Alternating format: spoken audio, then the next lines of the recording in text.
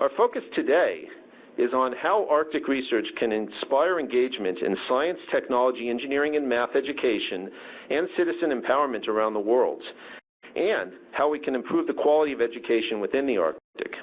For those of you in the room here, you should have received a seminar evaluation in your packet, which I'd like you to return to the registration desk after the event. There's also some information about ARCIS. We are a global membership-based organization, and I invite you to join with us. Together, we can improve the practice of Arctic research. If you or your organization are supportive of this mission of connecting Arctic research and maximizing its impact, you are eligible to become an ARCIS member. And you can either fill out the form that you received or go online to www.arcis.org.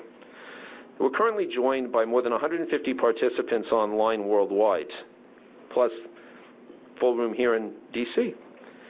For those of you on the webinar, my colleagues are available to answer any questions you have about ARCIS or Arctic research and to forward to us here in DC any questions you might have for the panelists. You'll have the opportunity to submit text questions by typing your questions into the chat pane of your attendee control panel. You can also send in your questions at any time during the presentation. We'll collect these and address them during the Q&A session at the end.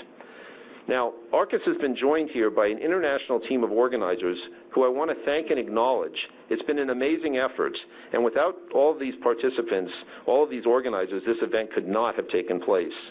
I want to thank our co-organizers, the Arctic Portal, Arctic 21, the Woods Hole Research Center, the Polar Partnership, EDU-ARCTIC, and the Consortium for Ocean Leadership. I especially want to thank the National Science Foundation's Division of Polar Programs for major financial support to ARCIS and to enabling this event. We have a packed agenda today, so as to allow more time for our presenters, we're not going to be doing lengthy introductions of our speakers, but I direct you to the materials you received and the materials that are posted online for a full bio of each of our distinguished speakers and panelists. Also, you might note the deck of cards sitting at your seat if you're here in the room. This is our attempt to help you to up your game in the Arctic. So to kick things off, let me introduce our first speaker. Mark Brzezinski is the leading force behind the White House Arctic Science Ministerial and has been a tremendous champion for today's event. And we're just thrilled that he can spend a few minutes with us to set the context and describe what will be going on at the Ministerial later today and tomorrow. Please join me in welcoming Mark Brzezinski.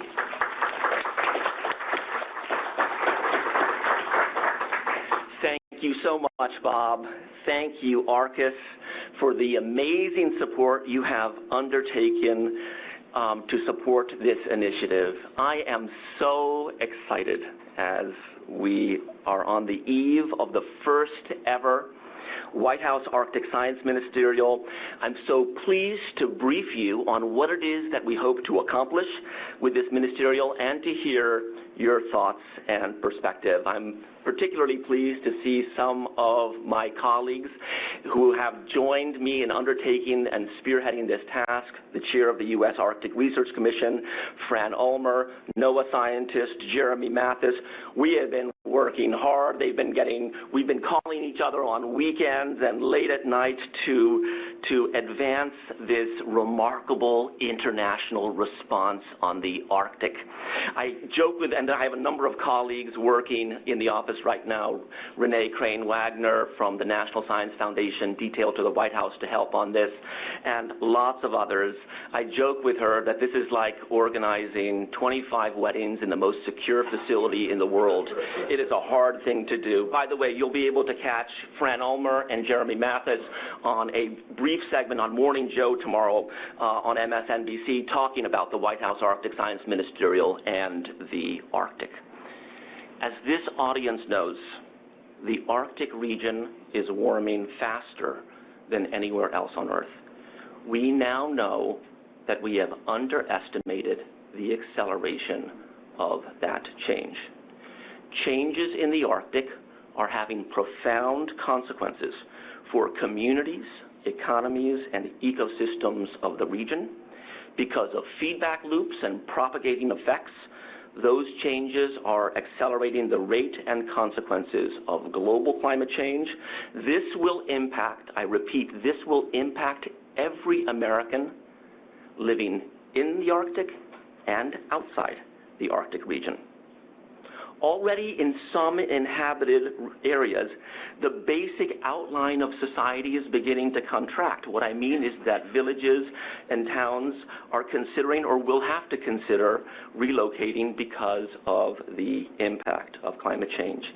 And I'm so glad that we're also welcoming to Washington some Alaskan mayors who are friends, and we're looking forward to listening and learning more from you about the local roots and global reach of what is happening in the Arctic. A year ago this month, President Obama became the first sitting U.S. president to set foot in the Arctic, to walk on its thawing permafrost, to visit with its local communities, to bear witness with those who live there. The higher meaning of President Obama's visit to the Arctic was that the unfolding challenges in the Arctic are a tangible preview of the unfolding crisis of the global condition: coastal erosion, sea level rise, loss of habitat and biodiversity, wildfires. These are just a few of the current issues facing the Arctic that are a foreshadow. The Arctic is simultaneously a strategic challenge and a human challenge that necessitates a collective international response. And we needed a process for dealing with the looming challenge that the Arctic represents. It's a delicate region, not just environmentally, and no one country can just dictate to everyone else what is needed. So we're convening this international gathering of science ministers to engage in a cooperative setting of priorities in Arctic science. This involves a process that will continue beyond this administration about a problem that is increasingly global, hence the participation in this ministerial of a lot of non-Arctic countries. Tomorrow launches an opportunity to focus on the need to collectively develop new knowledge and understanding of the Arctic and its interconnections with the global climate system, and apply these jointly with other countries in response to the huge challenges we face. To be clear, the White House Arctic Science Ministerial is a meeting of necessity and urgency. There's increasing awareness that coping with the consequences of a rapidly changing Arctic requires a more detailed and nuanced understanding of what's happening and what we should expect in the future than what the current state of Arctic science provides. Fortunately, there are rapidly emerging technologies in observing, in cyber infrastructure capabilities that can provide new data and insights, as well as opportunities to collaborate and work together. But time is not on our side. Baseline conditions that existed in the Arctic are disappearing, and we have to rush to observe a system that is changing faster than ever before. The ministerial will build on international collaborations to advance Arctic research collectively and to establish where we are natural partners in this endeavor. So, attending this ministerial are science ministers or their representatives from the 8 nations with territory in the Arctic: Canada, Denmark, Finland, Iceland, Norway, Russia, Sweden, and the United States. And 14 additional states: China, France, Germany, India, Italy, Japan, Republic of Korea, Netherlands, New Zealand, Poland, Singapore, Spain, Switzerland, and the United Kingdom, and the European Union. In addition to Alaska's Lieutenant Governor Byron Mallott, who will be representing the state, also participating in the ministerial are leaders from 5 Arctic indigenous peoples organizations from across the Arctic region. The indigenous communities of the Arctic are the most immediately at severe risk from the changes occurring there. Above all, the shrinkage of sea ice and the impact of that on coastal erosion, and the feeding and breeding patterns of seals, walruses, whales, and polar bears that are the staples of subsistence hunting. The traditional knowledge held by indigenous people about the natural history of the region over centuries is, moreover, an indispensable complement to what modern science can contribute to an understanding of the changes now occurring in the Arctic. In preparation for this ministerial, to gather as much knowledge as possible, the White House initiated a series of consultations with Arctic indigenous leaders for the administration. We wanted to learn about their science needs and priorities and to gain a better understanding of how best to incorporate the role of indigenous knowledge and community-based observing in the implementation of the outcomes of the ministerial, and to advance the practice of co-production of knowledge by scientists and indigenous people. This very afternoon, at the White House complex, John Holdren, the President's Science Advisor, will host a pre-ministerial briefing with more than 40 Alaska Native and Arctic indigenous stakeholders. The goal is to brief out this first people of the North on what it is we hope to accomplish with the ministerial, but more importantly perhaps to listen and learn to their science and research goals and priorities. The expectations of all participating governments is that this will be a working ministerial to advance alignments, and a very important product of it is summing up what is being done and summing up what will be done through new alignments and combinations. In developing ministerial outcomes, the White House and John Holdren took a very open-minded approach in terms of developing alignments and joint combinations and projects as deliverables for this ministerial. He specifically put a call out to foreign governments, to Native and tribal and local communities, inviting all to bring your proposals, your ideas, your initiatives that fall under the four themes of the ministerial. We received more than 150 proposals and counting. They continue to come in even yesterday and the day before and perhaps today. In developing deliverables out of all these proposals, out of this huge cluster of remarkable proposals that cover the gamut in terms of topics.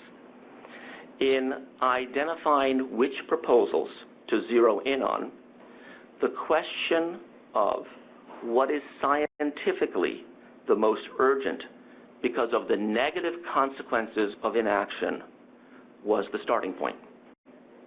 The commitments being made at the ministerial, which will be rolled out in a White House fact sheet at the end of the ministerial, demonstrate the common interests of 25 countries, 25 governments in advancing Arctic science for the benefit of the people of the Arctic and beyond.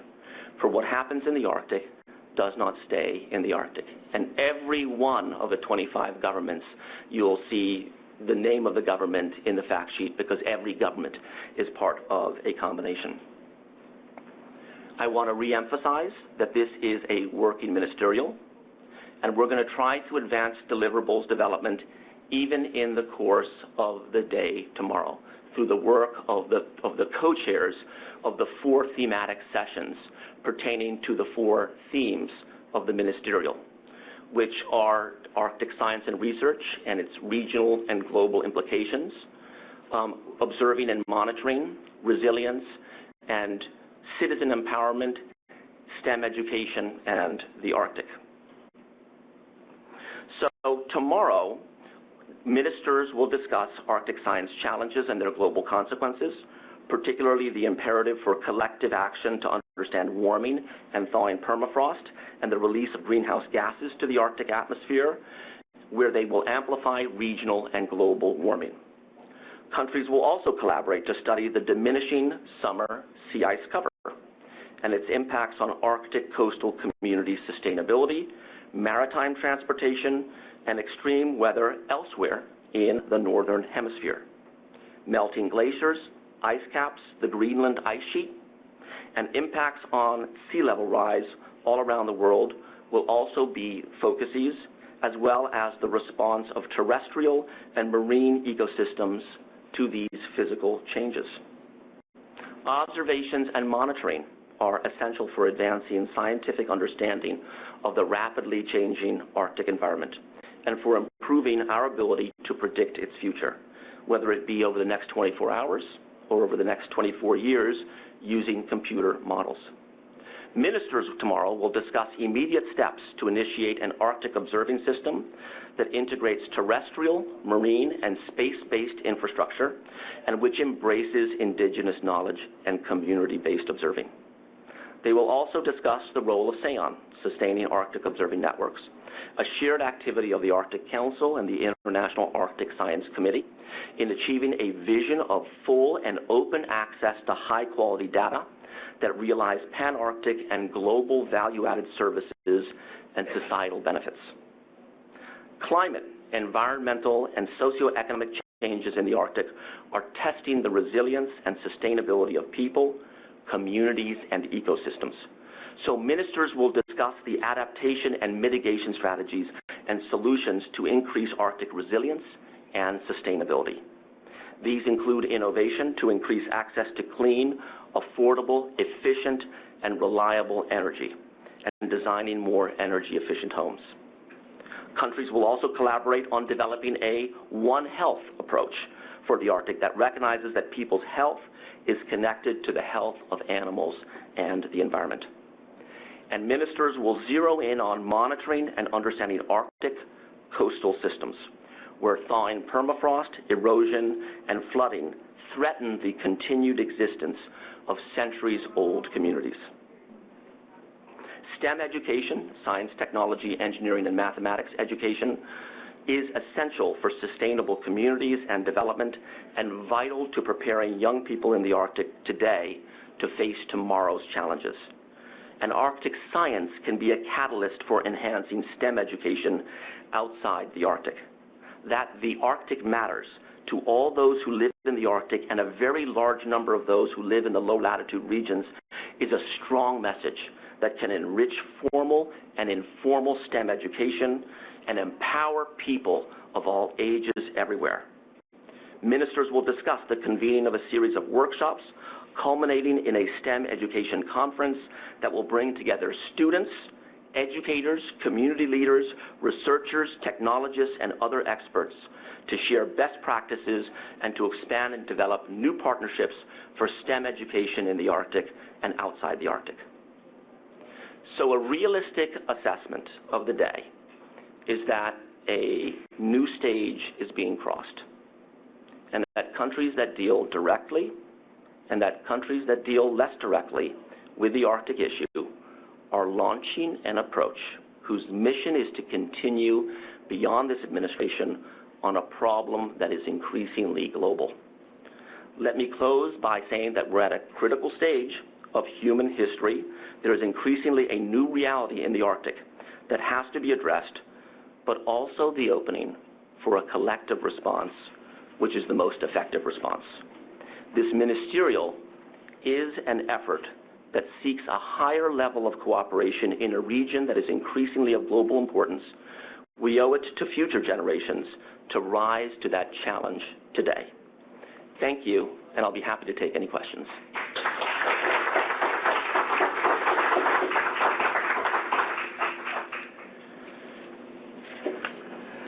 I think we have time for a couple of quick questions for Mark, if anybody has. Yes. One online. Oh, can you wait for the microphone, please? Thanks.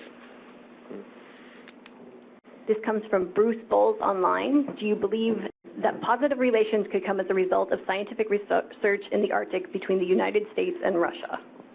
I absolutely believe that science diplomacy has potential that we are just beginning to tap, and this ministerial on Arctic science is the essence of science diplomacy. I am so thrilled that we have 25 governments coming to the table.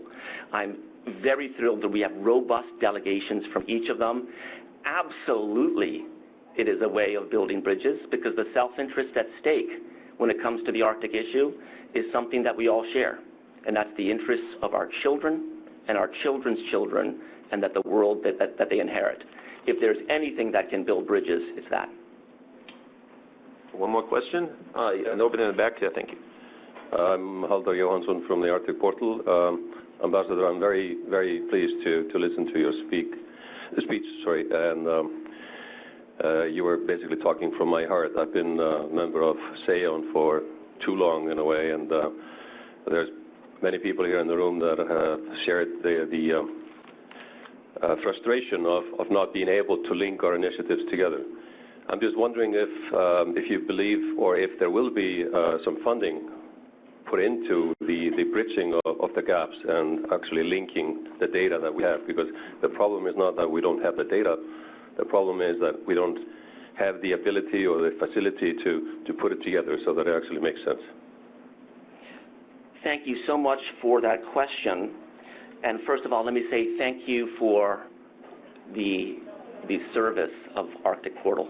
That is hugely helpful, and we are thrilled about some new initiatives that you will be sharing with the world before too long over the next year, especially as it pertains to renewable energy and giving people outside the Arctic a link and an ability to better understand what is happening there through your technology. So thank you for that. Observing and monitoring and addressing gaps are a key deliverable of this ministerial. And I don't want to get ahead of the deliverables rollout, but whether it's gaps in measuring permafrost thaw or sea ice thickness or weather patterns, there are specific deliverables pertaining to those areas with a view that if there's one thing that we know, it's the Arctic is an expensive and difficult place to work, and that we will be doing a service in government to report to our respective peoples financial and economic efficiencies by combining with other countries around the world to do observing and monitoring. That's what we hope to roll out with the fact sheet. All right, well, thank you very much, Mark, for all of your contributions, for your vision, and for your great presentation this morning. We wanted to give you a little token of our appreciation. It's an illustrated picture book. Much. You're welcome. Thank you very much. Thank you so much. My daughter, 7-year-old, is named Aurora after the Aurora Borealis. I will love showing her this book. Thank you all. Thank you very much. And good luck with the ministerial tomorrow. Thank you so much. All right, I now want to call on one of our co-organizers, Rafe Pomerantz, who directs Arctic 21. Come on forward, Rafe. Thanks.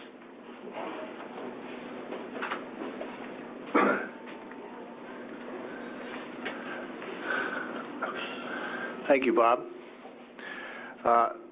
It's great to be here this morning for an outstanding side event. I'm sorry Mark got out the door before I could echo Bob's congratulations. And his talk this morning was superb. I've watched him give numerous talks in the Arctic. They continue to evolve, and this morning was just terrific. Arctic 21 is delighted to co-sponsor the event. Let me just, most of you probably haven't heard of us, so I'll say a word about the network and its origins. We started out supporting a decision by the U.S. government and State Department particularly to make climate change a focus of the U.S. chairmanship. That we thought was a very big decision because it leveraged the power and influence of the U.S. government to communicate the conditions in the Arctic and to make it a much more visible issue for the world, which is of the moment. So we started out, it's a network of environmental organizations, scientists, research institutions, and individuals. We continue to sit with top policymakers to discuss strategy, and we're now entering a bit of a new phase. Our first purpose was to communicate and support the communication of a critical thing. It was implicit in Mark's remarks, which is the unraveling of the Arctic. and that this is a crucial piece of information to communicate not only in the Arctic, but to the rest of the world. Greenland, the Arctic glaciers, permafrost, sea ice, and northern hemisphere spring snow cover are all in steep decline, and the result, among many other things, is Arctic amplification, a warming of 2 to 3 times the rate of mid-latitude warming or global average. So that's our first purpose, was to communicate the unraveling, and we continue to do that. But now, in the second year of the U.S. chairmanship, we have a new goal. And perhaps it sounded to me like an extension of something Mark was talking about. And our effort is to establish and promote a framework, a new framework, I would argue, for the Arctic, which is based on a question. What is the Arctic we have to have? Very simply, the Arctic supports at least 3 major pillars of the global climate system: carbon storage in permafrost, ice storage in Greenland and the Arctic glaciers, and very importantly, the reflectivity of the planet in sea ice and snow cover, which is a huge feedback to the system. So here we have these pillars. I would characterize them as crumbling. So governments need to really take all the science, the best science that we have, and figure out the answer to that question. We need to establish the future state of the Arctic today, so there's time to achieve it. We can't establish it several decades from now because it will be too late. So that's our effort. We will carry that message, and I'd say so far it has some pretty good traction. We've managed to stimulate some debate about this. So just delighted that we were able to co-sponsor the event. Thank you, Bob, for the opportunity and the chance to say a few words, and I hope you have a great day.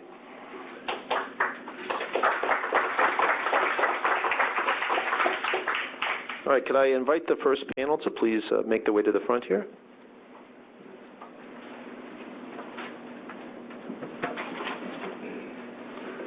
While they're taking their seats, I'll say a few words. I'm Max Holmes, and I'm delighted to have the opportunity to moderate this first panel. I'm a scientist at the Woods Hole Research Center in Woods Hole, Massachusetts, and we mainly focus on issues related to climate change, and 2 of the focal regions we work on are the tropics, because of the large amount of vulnerable carbon locked up in the forests in the tropics, and in the Arctic because of the massive stores of carbon locked up in permafrost in the Arctic.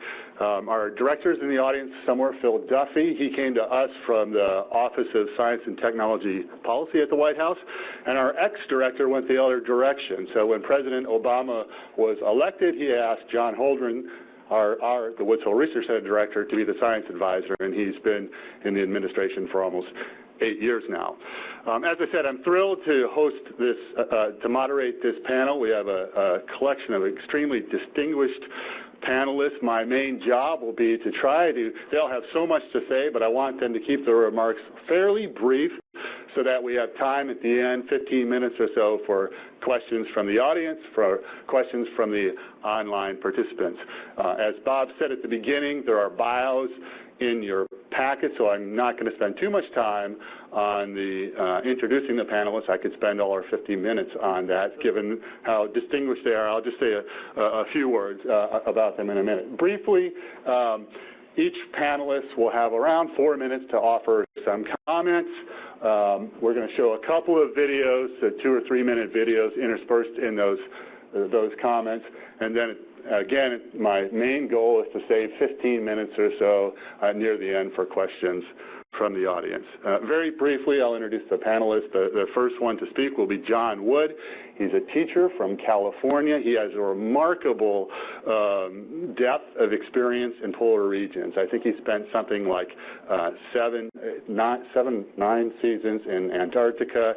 He's spent more recently time in the Arctic, both in Siberia and Alaska, and he'll talk about how that experience has influenced his teaching and impacted his students. After that, we're going to show a brief video that describes the Polaris Project. This is an initiative led by the Woods Hole Research Center that focuses on training the next generation of Arctic scientists. To date, it's been based. We've taken a big group to the Siberian Arctic. Starting next year, the group will go to the Yukon River Kuiper Delta in Alaska. After that video, the Minister for Education, Culture, Research, and Church from Greenland will speak, Nivi Olsen, and I'm thrilled that she could make it here and honor us with her presence. And I'm really excited to hear her perspectives on both educational challenges in Greenland, and I think she'll also speak about the JSEP program, Joint Science and Education Project. The third panelist to speak will be Halder Johansson, the Executive Director of the Arctic Portal. He's been involved in many aspects of Arctic science and the communication of Arctic science for many years, and he's going to talk about a new project that they're involved in called the EDU-ARCTIC project, which I think has as its goal to use Arctic science as a catalyst to promote STEM education, science, technology, engineering, and mathematics education in the EU, the European Union. And finally, Fran Olsen will speak. She has an incredibly distinguished career. She's currently the chair of the U.S. Arctic Research Commission. In the past, she's been the Lieutenant Governor of Alaska, the Chancellor of the University of Alaska Anchorage, mayor of Juneau, and the list goes on and on. So as you can see, an incredibly distinguished panel, and I'm going to turn it over to them now, where John Wood will be the first speaker.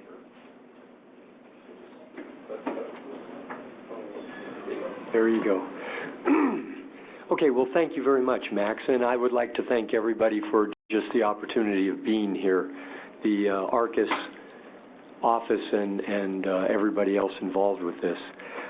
You know, I'm from Southern California, so I get to see a lot of people who really don't have a clue as far as what's happening in the Arctic. But I'm in education. I'm a teacher. I teach at the middle school level. I teach at the high school level. I teach the next generation of people who need to be involved, who need to be aware, who need to understand the changes that are going on and the mechanisms that are driving these changes. So I feel my job is very important to the future of our planet because the climate change will affect every human being on this planet. I approach that in 3 different ways. I have been involved with programs through Polar Trek, who is funded through the National Science Foundation and through ARCIS. And I have spent time in the field working as a researcher, learning the science, understanding the science, and transmitting that science back to my classrooms, and not only my classrooms, but through the internet classrooms around the world, showing the students that scientists aren't people that are just removed from them. Scientists are people who were them 10 years ago, 12 years ago.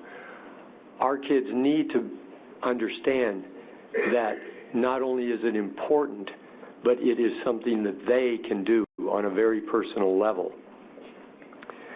We talk about data, we talk about the research, we talk about the process of climate change, we talk about STEM opportunities in the future for them and their careers. I also get researchers into the classroom. I get them to come and visit the classrooms and talk to my students. I get them over Skype sessions and online, and I have my students talk to the scientists firsthand and try to understand what their goals are and what their methods are. I think it's extremely important for our communities and our students to hear this message through the scientists, firsthand from the scientists, to try to engage in climate change and understanding what is going on through a political or through a media lens is just not going to be as effective. These kids need to understand what it takes and what is really happening in the world as far as the data being collected and some of the findings that are coming about at a very rapid pace. I also, through the Polaris Project, I get out into the field with students. The Polaris Project, through the Woods Hole Research Center, takes undergrad students out into the to the Siberian Arctic and to the Alaskan Arctic. And these are kids who are right on the brink of wanting to be scientists, but they're really not sure where they want to go, where they fit in. Polaris takes these students out into the Arctic and shows them firsthand the effect that they can make, the careers and the opportunities that they have. And it is incredible to see these kids come from places around the United States, having, for some of them, never left their hometowns, finding themselves grappling with world issues and finding a niche for themselves on where they can fit in and make a difference. And I've seen these students walk away with life-changing experiences and go on to become researchers and postdocs and get into the areas of research that we need, that are extremely important. I also, from the students' point of view, my middle school students and my high school students, one of the most amazing things that happens in those exchanges is that as a teacher out in the field, I get to share research, and it's so cool to see the kids asking questions, driving lessons from the classroom. And we'll start out at the beginning of the process, and the kids are asking just, goofy questions like, gee, what kind of animal is that, and where do you eat, and all of those kinds of basic questions. But by the end of the experience, and by the end of them engaging with scientists and undergraduates and just the technicians that are working in the field, their whole demeanor changes. Their questions change. They go on to start asking about systems and why some plants live in some areas and how that scientific equipment is really going to work. Is it going to be efficient enough to get the data that we need? And they start thinking about it on a deeper level. And then we get those students to turn their focus on their communities and ask the same questions under the light of an Arctic, a changing Arctic, or an Antarctica that is beginning to look like it's unstable, and begin to realize that there are connections to be made. You may be talking about different animals and plants. You may even be talking about different populations of humans that live there, but we all share the same goals. We all share the same systems, and that begins to build bridges and makes those connections for those students. We also get students out into the field. In the Polaris project, undergraduates are out in the Siberian Arctic. Up in Alaska, not only do I engage the students from California and from around the lower 48, but we are working with students in the local communities up in Alaska, getting them out into what really amounts to their own backyards and looking at what kind of differences they can be making right there in their hometowns. I also represent the Polar Educators International, which is a group of researchers and educators around the globe that are trying to bring this awareness. And I do feel that that is where the awareness really needs to be focused on. We need to educate the population if we are to sustain the support into the future and make a real difference. Thank you. Thank you, John. I think we'll leave time for maybe one quick question after each speaker if somebody has a question they want to ask. If not, we'll move on and save the question time for the final 15 minutes or so. Anyone have a quick question right now? Looks like we have one from the internet. From Arnie Granlund. How is the Arctic narrative shaped for young audiences? If the message is really grim, it's easy to turn off. How do you make it somehow exciting? Right. That's always a challenge in the classroom, and that's a really important question. It's not a grim message. It is a challenge. It is a future challenge to the generations. And these kids today, they are, as most of you understand, they are, unstoppable. They do not see things as being unsurmountable. So if you put these kids in the right frame as to meeting this type of challenge, working with the technology and developing these new ideas, we can see it as a very positive change that's going to come about for the human race, not to mention all of the other species on this planet. So I think that it is a very positive outlook, and it's something for them to focus on for their careers and for their future families. Okay, so let's move on to the first video that we're going to show, which describes or features students who participated in the Polaris project, the 2014 expedition. John was also part of this group. He's done a really good job of introducing the project, and I'll just mention again that next year we'll move the project. The focus of our expedition will be to the Yukon River Delta in Alaska. We're just starting to recruit students. There's a particular emphasis on diversifying the Arctic research community, so I'd welcome any ideas. People can talk to me after this for places to target to achieve that goal. Can you see over our heads? Yes? Okay. Second to the mission of the Polaris project, development of we want to train the next generation of Arctic technology. Read the volume up. To do that requires the students to have an experience that's new to them, where they're not given something to do, where they're developing a question themselves.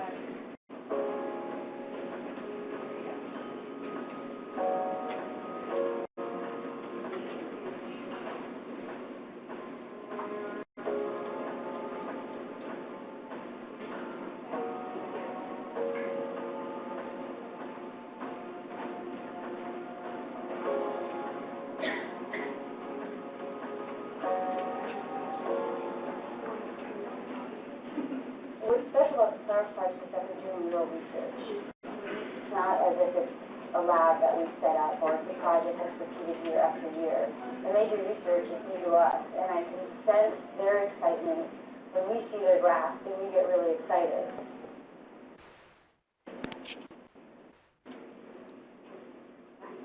It's hard, and it's frustrating, and it's scary. But when you come out the other side of it, it's very powerful.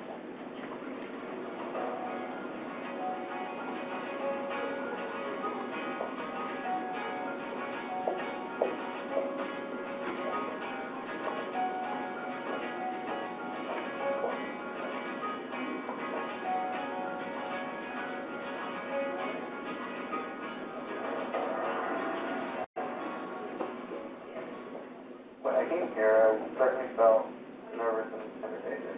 I had never done this much field work before. We got to start it off, maybe a little bit lost, maybe a little bit confused as to what I should do, but the place itself kind of gives itself to you, and it helps you come up with what you want to start.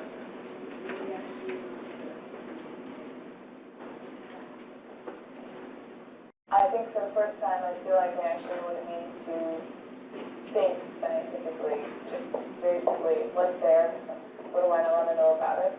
Because in theory that's easy to do, and then in practice it's just a little work to very much just think that way.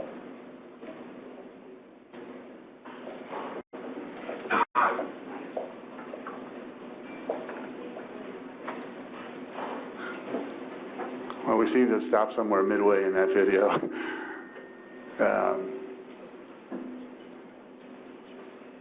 Either we'll get it back quickly or we'll move on. Maybe a little bit lost, maybe a little bit confused as to what I think for the first time I feel like I actually know what it means to think scientifically, just very simply, what's there, what do I want to know about it? Because in theory that's easy to do, and then in practice it's just a little work to very much just think that way. All right, sorry about that. We will move on. So next it's Minister Olsen from Greenland. Thank you.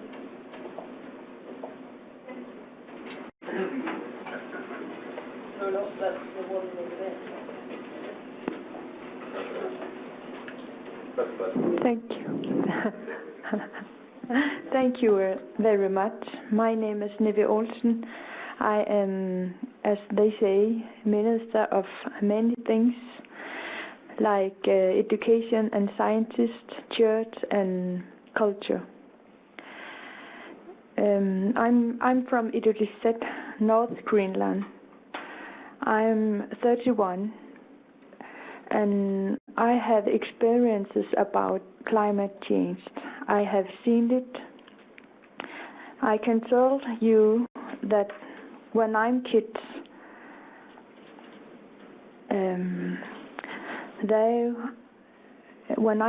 I'm been in the bobsleds in the ice, sea ice, and when I'm 20, that the possibility is not there because the ice disappears. And it's very, very hard climate change that I see, and we can see that and we can feel that in our own country. So it's not new when we talk about climate change, and we think that we have very much knowledge about climate change that we can give you.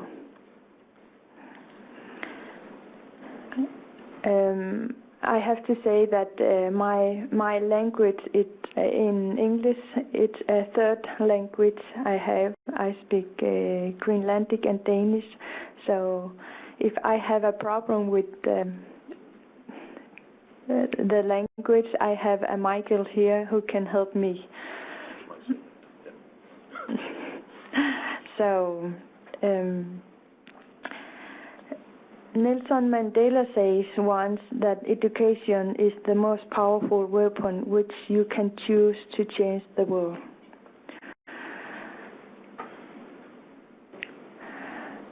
We are on our way to an important and exciting future. In recent years, much discussing has been devoted to the subject of which resources we pave for the way for a self-sufficient country. My clear position is this issue is that our most important resources is the people of our country. That is, it is you and me who must pave for the way for a sustainable society. We must build this resource with knowledge and education. We work hard in Greenland to increase the education level. We have also, in our days, in all of places in Greenland, we met scientists all over the world. They coming to work in our country, but there is something here we should work hard for, because when the scientists have been in our country, they leaving out from our country without giving away the knowledge they got. So it's very important for us to hear what they doing and what they found out in our country, because they interviews many of people in our country, because they have, I used to say that our people in Greenland, they have PhD in weather, PhD in nature, but they don't have the paper. They don't have the paper. And it's a problem. We have a big knowledge, but we need the paper to see that we have a PhD. So there's the people in the Arctic knows a lot of the Arctic climate change, and we're very, very open to to give away what we know.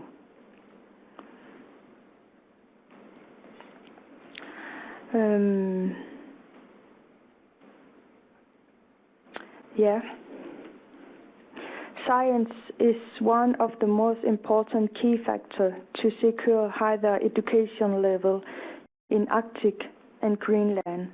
This is why it is important to involve local scientists, citizens in research and programs.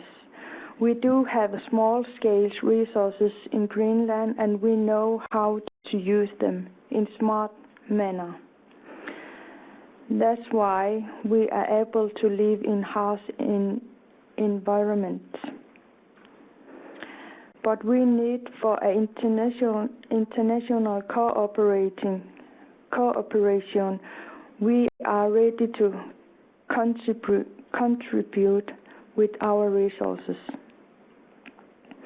We're working with Dartmouth University, where we have joint science education projects. We're doing it in Kangerlussuaq, where scientists come and working with young people to show that a possibility to have an education in science's way, and it's a very, very, very successful project. There is a big airport in Kangerlussuaq where people traveling, they have to traveling to Kangerlussuaq to come out from Greenland and to come into Greenland. So in summer times there's many people where joint science education projects is there, and there's many young people who enjoy that. Where we come through the airport, they have a table where they show what they found out in the nature, and it's very, very, there's many people who are interested in that. They told us about the scientists and what they do in the nature. So it's very, very good to have a cooperate with University Dartmouth, and I think that it will be very good if we work this way, where we talk about it with people who live there. So it's very important and successful projects we have. Thank you. Thank you very much for those comments. Quick question from the audience? If not, I'll ask one. You talked a lot about the importance of having scientists meet with the residents of Greenland to discuss the work they're doing, to share their findings. And I certainly agree with that. I'm wondering, is the situation improving? Are more scientists doing what you're recommending? Or are there other steps that you would suggest to further improve the situation?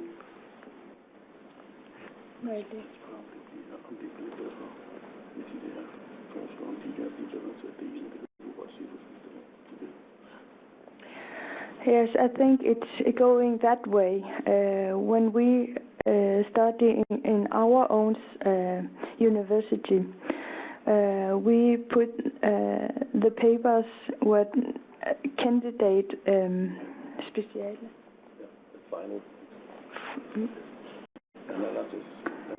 Final analysis. We put in the bibliotek, hvad hedder det? Library. And there's the people with that level of education, many people don't read.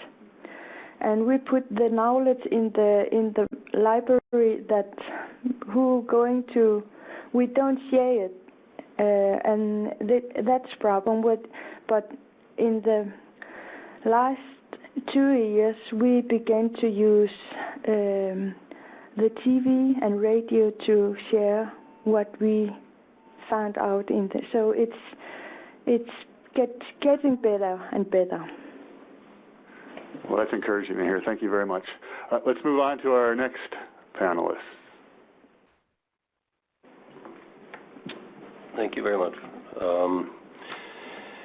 Like the minister, I'm from the Arctic, and yes, I've also experienced climate change, and English is also my third language.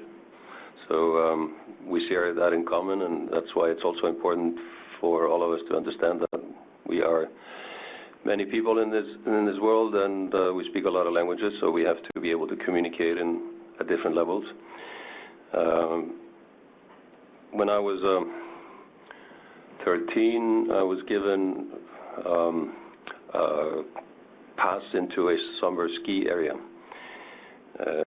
where I learned to ski. 2 years ago, I took my kids there, and now there's nothing but rocks.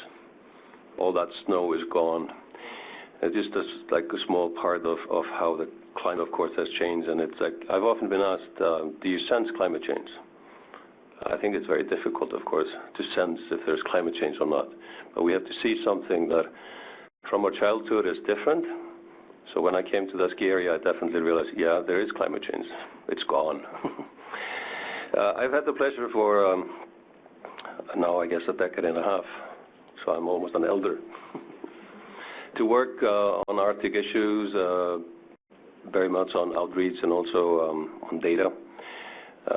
I've been sitting with, for example, Peter here on the Arctic Data Committee. I've been sitting on SEON from the start. I represent Iceland in the European Polar Board. I sit on the Council of the International Permafrost Association. I sit on the Council of the University of the Arctic.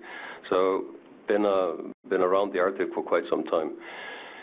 And I realize more and more and more and more that we need to continue the networking. We have to increase our knowledge level, and we have to be able to interpret what we are doing and what we've done into a way to be understood. Because what is education? Education is basically compiling what the generations before us have learned and bringing it forward in a format that we can digest very quickly and use as a tool to advance ourselves and the things around us. And I think that's one of the biggest obstacles right now, is that we need qualified people to actually read from the data that we're delivering, because data is nothing without the understanding of it, right? So we desperately need a next generation that actually can understand and interpret this data to make the world a better place, right? So when I was offered to participate in a project proposal on education in the Arctic, led by the Polish Institute of Geophysics, I was extremely pleased, because I think this is really the tool that we're missing. We've had pleasure of working with some of Gunbrit's colleagues in the Sami reindeer area mostly, on classes in the past, virtual classes. Technology is not really the problem, it's compiling it together. So the EDU-ARCTIC project was approved by the European Commission. It's providing 2 million euros for a 3-year project on, in principle, educational tools. And I think that is extremely important to have such funding to really take the educational aspect out to the young people, not just in the Arctic, but also, of course, in this case, not least within European countries and beyond. We will be dealing with languages, so we provide material in languages, and we're looking at the secondary schools. So in principle, between the age group of 13 to 20, to encourage young people to not just go into business and law, but actually go into the fields that really matter for us to actually live in the Arctic and for the rest of the globe, because as the ambassador said earlier, what happens in the Arctic doesn't stay in the Arctic. And we also know, who live there, that it's an area of opportunities and also a lot of threats. So the only way to be able to utilize that in a sustainable, good way is to increase the knowledge level, and this is what we're all about. So I know the project leader, Agata Kocik, is actually online to watch it, and that's another way of technology. We have hundreds of people out there in the world that are actually listening to what we're doing in real time. So we have a little video, and I think I should stop talking and we should play that video, and afterwards, if you're interested, we have a small booth here at the end of the corridor, and some leaflets on the project and other relevant issues. Thank you.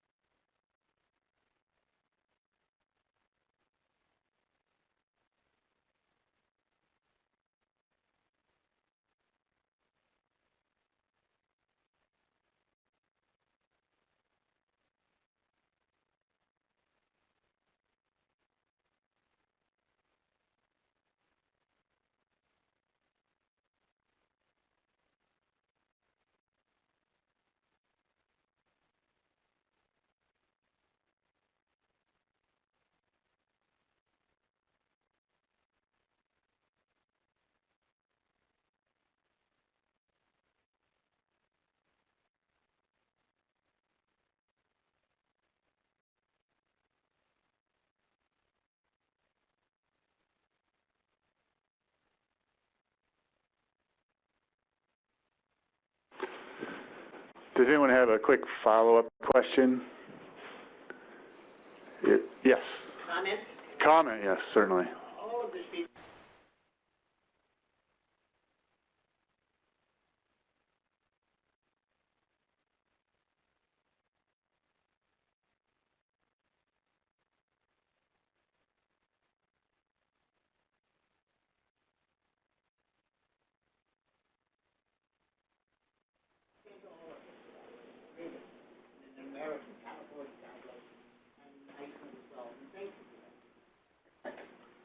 All right, sorry. Thanks for that comment. And I said at the beginning of this panel that one of my main goals was to leave 15 or 20 minutes at the end for discussion. On the one hand, I've failed at that, but I think we started 10 or 15 minutes late, and perhaps following on the example of the introductory speakers of using 40 to 50% more time than allotted. I think we're in good shape. So let's continue on now with Fran Ulmer. Good morning, everyone. I see lots of familiar faces in the room, and there probably are a few more online that I just want to say thank you very much for your continuing interest in the Arctic and for helping to be part of a growing family of people who are willing to share information about the Arctic. As we have heard several times this morning, the Arctic isn't a place that's far away, disconnected from the rest of the world, but rather a place that is in so many ways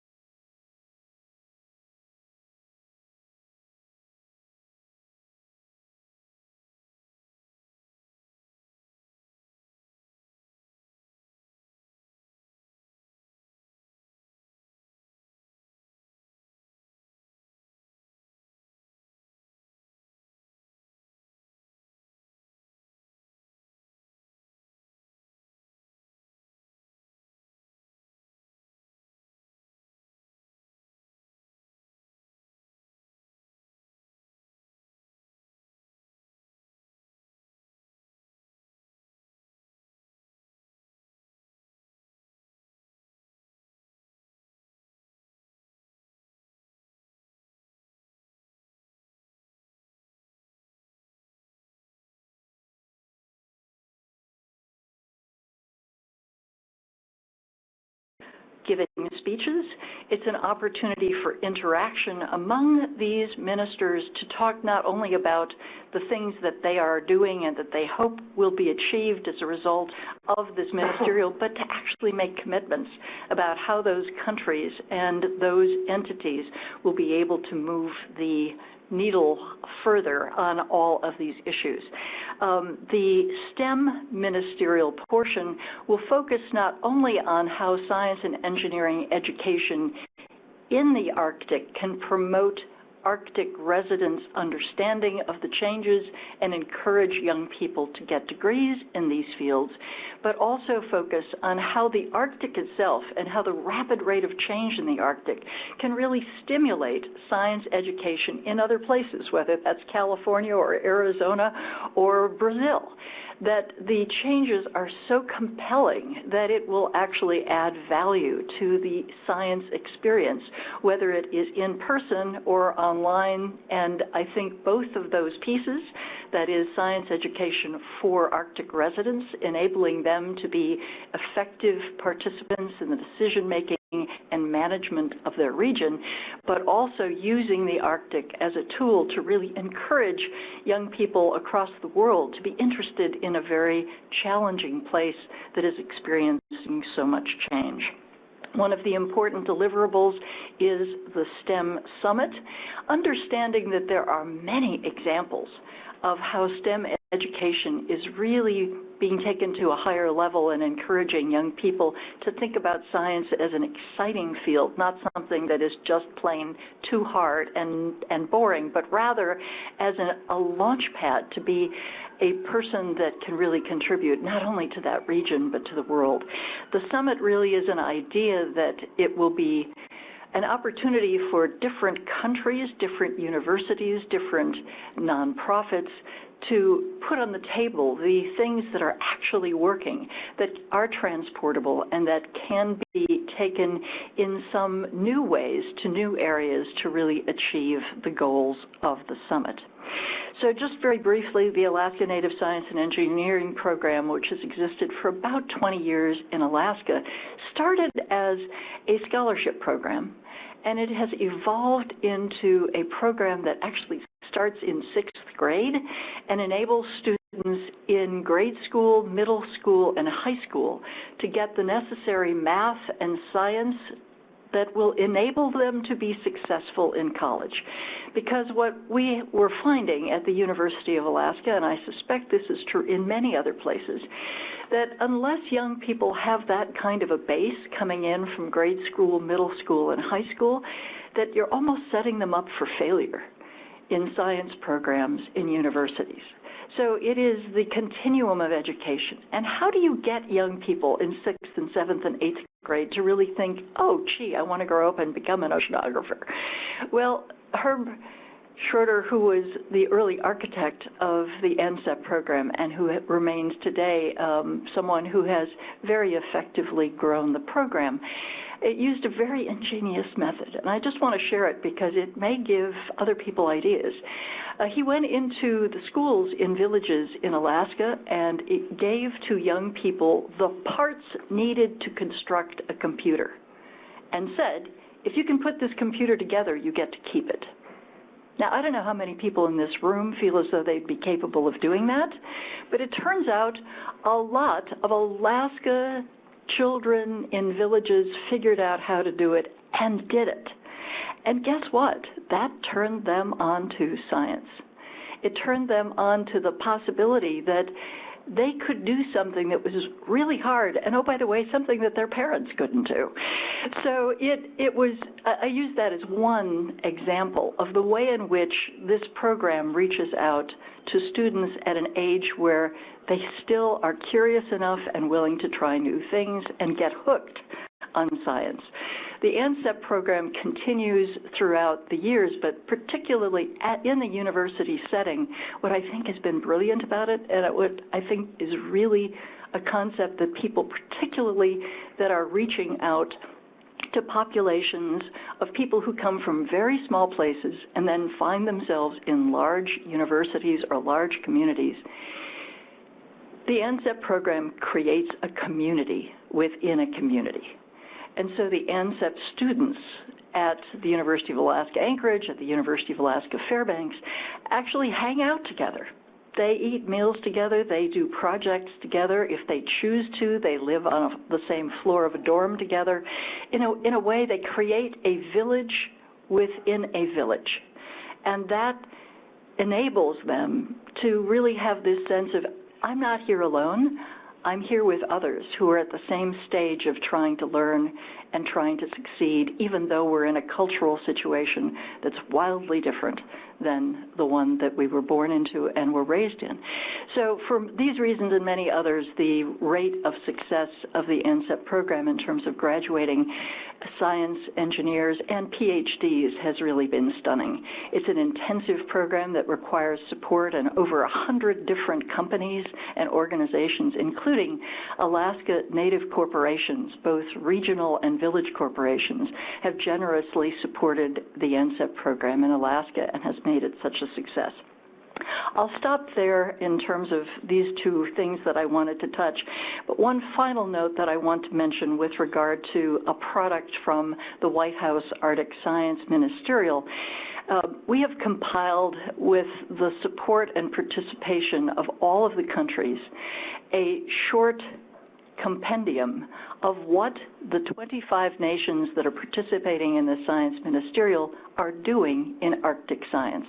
I know that seems like a really big task, and actually it was, but we asked each country to submit a 2-page summary, only 2 pages, of the most important things that that country is doing to support Arctic science.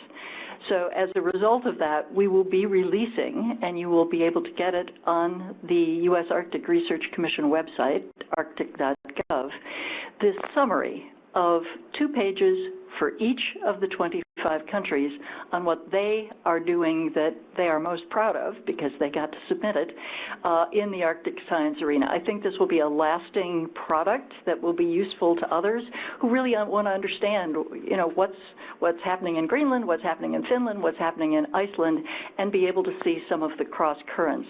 That, in addition to the fact sheet that Mark mentioned, which will be on the White House page, that is just sort of the summary of the deliverables, will be a lasting contribution to this broad global understanding of how much progress are we making working together to understand this special region. Thank you very much. Thank you, Fran, for those insightful comments. I think we'll open it up now to questions from the audience or from online. I'll ask that raise your hand and please wait till a microphone can get to you so that the online folks will hear what the question is.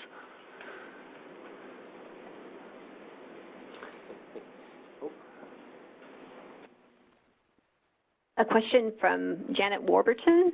Has the ANSEP program been modeled in other countries? So the ANSEP program has been modeled in other states. Other states have heard about it and have asked about it, and Herb and his team have taken students from ANSEP to other states, Arizona, et cetera, particularly states with indigenous populations that want to have more effective programs. So New Mexico and several others have asked for ANSEP to kind of help guide, and the National Science Foundation has helped underwrite some of that travel to be able to spread it.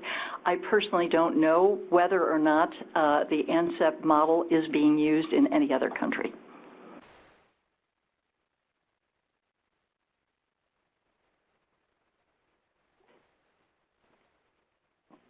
Sue Natale from Woods Hole Research Center, and I think one of the things that's important in order to use Arctic science to increase STEM education is to get buy-in and participation from scientists. And it seems to me a lot of scientists want to be involved, but people get busy, and the challenge is sort of making a bridge between the science and education and communities. And I know there's a couple of programs that you've mentioned that have been successful, but I guess a question to the panelists is, what do you think is needed to make that transition easier and make those opportunities more available and make it easier for scientists and educators to interact more? I think it's unfortunately a rather simple answer to that. We need money. We need to have the resources to be able to do it. That's why we're so happy to have this opportunity through the EDU-ARCTIC, because we can actually pay the scientists for participating, which is very important, because they have to prepare themselves, etc. Otherwise, I don't think it's possible. So, as mentioned before, we have a lot of data, we have a lot of knowledge, but we need this funding to bridge between and in all the aspects over to education, providing materials for policymakers, etc. So you're absolutely right. It's a matter of time and being able to do it, but the only answer is having the finances. And I'll add to that. Through the Polar Trek programs, the Polaris programs, those types of things that are going on, I think they're extremely successful. I think they're only the tip of the iceberg as far as reaching more communities, but there's hundreds of teachers that are working in these programs with hundreds of scientists and reaching tens of thousands of children now. I think the funding and the support for those types of programs needs to be increased and looked at. I think also, grantees who are receiving their funding, the NSF has done a really good job at trying to emphasize outreach, education. I think that needs to be pushed to a next level. I think they need to be given the time and the support and the enthusiasm to get out and really, as I mentioned before, bring their message firsthand to the communities and the students. I think also in our area it's very important to have a communication that the science should be easier for scientists to visit the schools, high schools, elementary schools, to give what they know and to give the young people dreams about to be scientists. It's have to be cool to be scientists in the young people. So it is political issue that it should be very easier to come to schools, high schools and elementary schools. I think it's the way to make it. I got a 2-minute warning, and that was a little while ago, but I think we'll try to squeeze in another question at least. Hello, my name is Michał Urszuk. I'm from the Committee on Polar Research from Poland. I have one question and one comment. A question to Haldor. To what extent EDU-ARCTIC is an open project? I mean, is it open for non-EU states or institutions? Can they join you? And the comment is, or maybe question also to all panelists, because we are talking about education, about the value of knowledge, and I haven't heard about the economic dimension on this. Are you aware of any initiatives or projects in which private business would be interested to join to this educational project? Because I think that STEM education is the field which is very important from business point of view. Thank you. I'll just take a quick stab at that last point. The ANSEP program that I mentioned in Alaska is heavily supported by engineering companies, oil companies, as well as Alaska Native corporations and many others, for exactly the reason you say. They want to be able to hire the engineers that graduate from the university, right?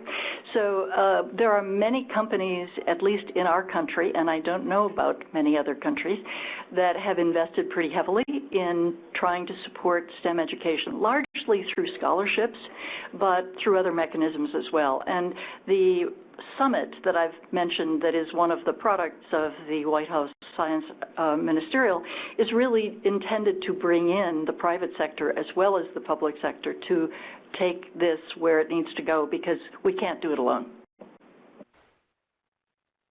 Quickly, very happy you brought it up, Mikhail. Same in Iceland. Iceland actually is a country where we survive from renewable energy and fishing. And it's all based on science. Of course, it's very, very important to have qualified scientists, engineers, marine biologists, etc. About the EDU-ARCTIC, the funding is limited to European entities as it is. We are very, very open to partnerships with others and hope that we can provide tools and partnerships that can be global. And also, I know there are some discussions about potential collaborations from, for example, Canada, US, and we truly hope that it will happen in that way.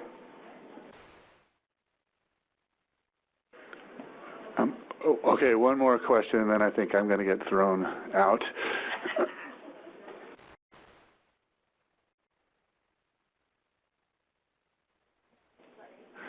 Or maybe ask your question very quickly, and then the question in the back, and then they'll answer what they want. Okay, this question comes from Embla Oddsdottir, and she asks, while fully understanding the significance of the Arctic Science Ministerial Meeting, the importance of natural science, high-resolution, comprehensive data, engaging students in Arctic research, as well as community capacity building, it is a concern that social sciences and community concerns have but a mention and somewhat narrowly defined, rather than being integrated as an important component of interdisciplinary cooperation. Considerable effort has been and continues to be concentrated on dissolving the myth of the Arctic as an icy wasteland and laboratory to be replaced with one of culturally vibrant peoples and communities who are faced with pressures of continued change, including that of climate. It is suggested that further development of deliverables should include both a greater diversity of perspectives as well as the recognition of a bottom-up approach. Could the panel kindly respond as to the merit of such a suggestion? Just in 30 seconds. We've only talked about one of the 4 themes this morning, STEM. One of the other themes is resilience, and that section is all about community engagement. It's about social science. It's about the economics of livable communities. It's about how you basically bridge between local knowledge and local observing systems and the science community to actually solve problems. So there's a whole nother theme, resilience, which very much embraces the social as well as the physical sciences, local people engagement, and using what we know to bridge to a future that's going to look very different than the one we experience today. I think we better end the official part of this panel right now, and have a break scheduled now. We're scheduled to reconvene at 10:25. I assume that will be pushed 15 minutes as I'm looking for agreement, so reconvene at 10:35. And feel free to come up and talk to panelists. We'll stick around for a few minutes. Thank you all, panelists. Thank you to the audience for your questions.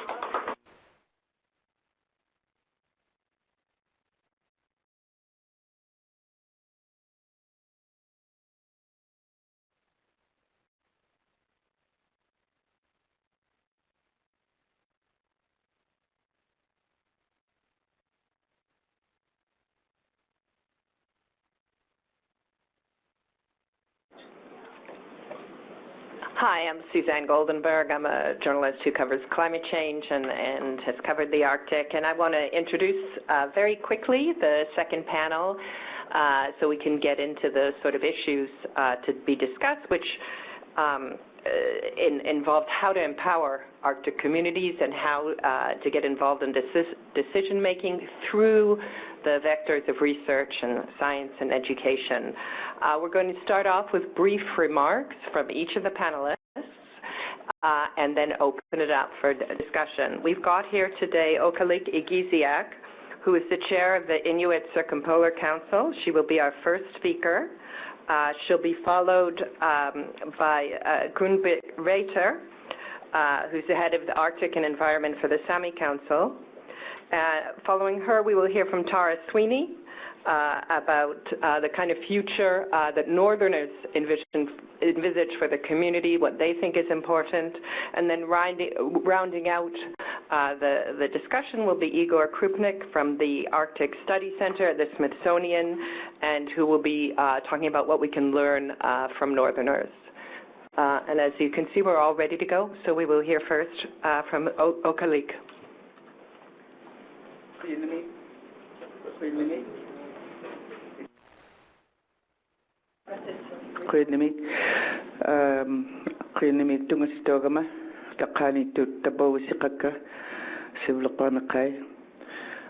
Thank you for the introduction, and I'd like to acknowledge the people out there in cyber world who are linked into this session. As she said, my name is Okalik Igiziak. I was born and raised in Iqaluit, used to be called Frobisher Bay, and I speak to you today as chair of the Inuit Circumpolar Council. The ICC gives voice to the 160,000 Inuit living in Canada, Greenland, Alaska, and Chikaka. There was some reference made to Arctic policy. The different governments have Arctic policy. There was reference made to Obama's big visit last year to Alaska. And then shortly after that, there was a Canada-U.S. agreement on climate change. And there's the EU new policy, Arctic policy, that was announced a few months ago. So with all these different programs, policies, statements, you'd think the Arctic would be in a better state of affairs all around, generally. One of the more important discussions for the future of the Arctic and our youth is education and training. This is a game changer, and as of now, we are not succeeding. There are a lot of successes that were made examples this morning, but at the ground level, Inuit still have one of the lowest graduation rates. I have been asked to discuss how Northerners define empowerment. I cannot speak for other Northerners, as there are immense differences between Indigenous and non-Indigenous peoples and between Indigenous peoples across the Arctic. The Arctic is many things, and being homogeneous is not one of them. But I would like to think my comments today would resonate with other Arctic indigenous peoples. A few of my comments were touched upon this morning by the first panel, so bear with me. To achieve equity and subsequently empowerment, there is an enormous need to build capacity to allow Arctic indigenous peoples to meaningfully take part in the processes that affect their environment and their lives. Considering Theme 4, Arctic Science as a vehicle for STEM education through the lens of empowerment, I would have to say I believe Northerners would define empowerment and re-empowerment with one word: equity. I said re-empowerment because today I believe that Inuit need to be re-empowered. We used to be empowered before contact. For those of you participating, you will hear more of our thoughts on equity. You cannot have empowerment without equity, and with equity comes respect, meaningful partnerships, capacity, and recognition of the belief that people matter, that the communities of the Arctic matter, that Arctic science is better, more robust, and more sustainable with participation of the peoples of the Arctic. Arctic science and research must utilize the rich resource of young people in the Arctic. Youth must be given opportunities to learn and shape their own future, be part of the future of the Arctic, be part of the science, technology, engineering, and math that will shape us. They need to be the creators and users of knowledge. They must not be marginalized to be the subject of knowledge. We must consider retooling education. That was touched upon a little bit this morning, and STEM programs to the Inuit context and culture rather than forcing Inuit into educational systems and models that doesn't allow them to thrive and build on their strengths. This may involve more than tweaking. It may involve a complete reconstruction of the model, but it is imperative that we use Inuit youth-oriented experiential education initiatives to address the urgent need to build interest and capacity in STEM among Inuit youth and provide opportunities for them to move forward in their education and development. I'm not going to get into some of the examples that I was going to provide because of time, but there are good examples out there already, and at least one of them touched on them this morning. As frequent program and program partners, Inuit have identified opportunities for training, education, and employment through the vast scope of Arctic research occurring in Inuit Nunavut, or Inuit homeland. As directors of Arctic research, we must find ways for Inuit to participate and benefit in the array of Arctic scientific activities, particularly long-term programs, or longer-term programs. It would benefit from a circumpolar initiative that addresses Inuit-specific education challenges and identifies best practices across countries. It is through education and training that Inuit and other Arctic peoples will overcome an ever-increasing part of the skilled labor force supporting economic opportunities across the North. This will also have cascading benefits on individual and community health and livelihoods. Science and research are tools that Inuit are utilizing to meet our needs and get us to where we need to be, to re-empower us. And in turn, Arctic science and research are legitimized and strengthened when our communities play a role as equal partners. Further, the design of policies that impact quality of life in our communities are enhanced, if not dependent on, Inuit-led and supported research findings around issues of priority to our people.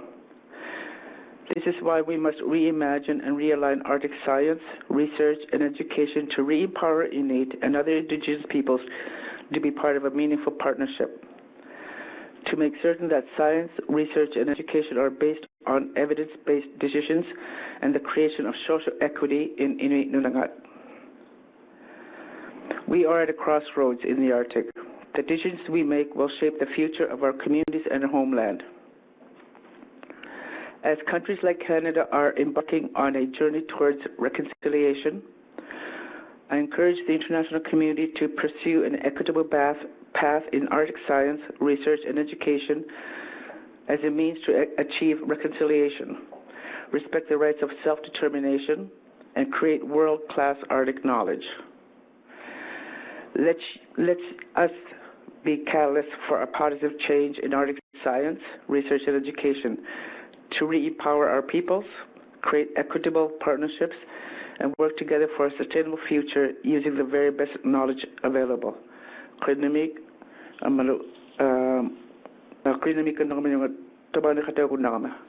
you. Thank you.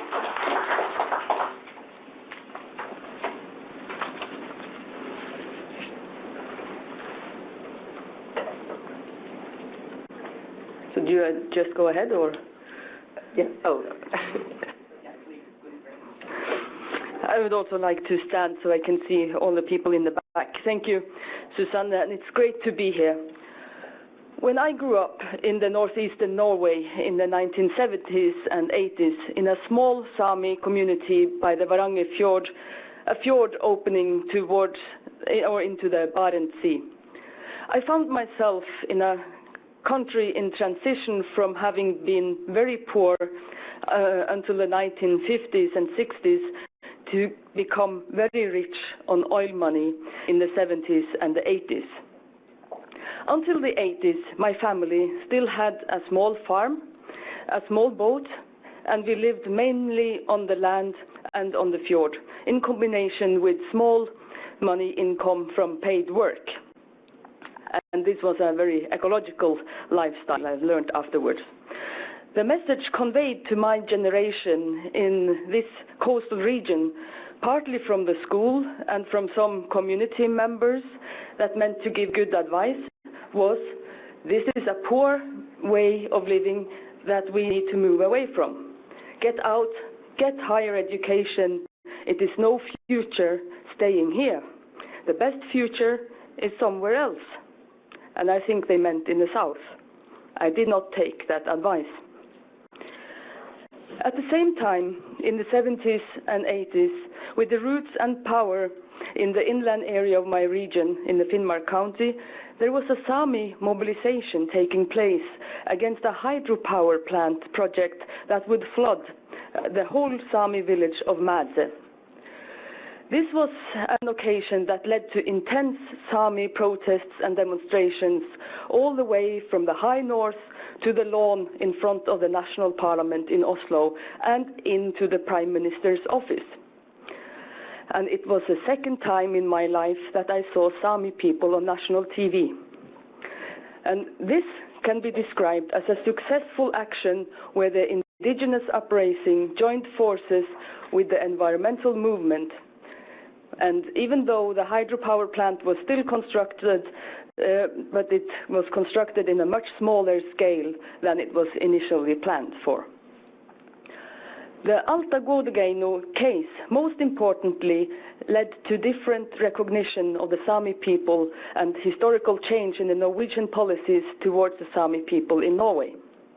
A number of initiatives was put in place. And in addition to a number of white papers, we also saw Sami language initiatives, a Sami parliament was established, and most importantly maybe for this audience, Sami education initiatives developed into a Sami University College, now known as Sami University for Applied Sciences. And this is only briefly the developments the Sami people has seen.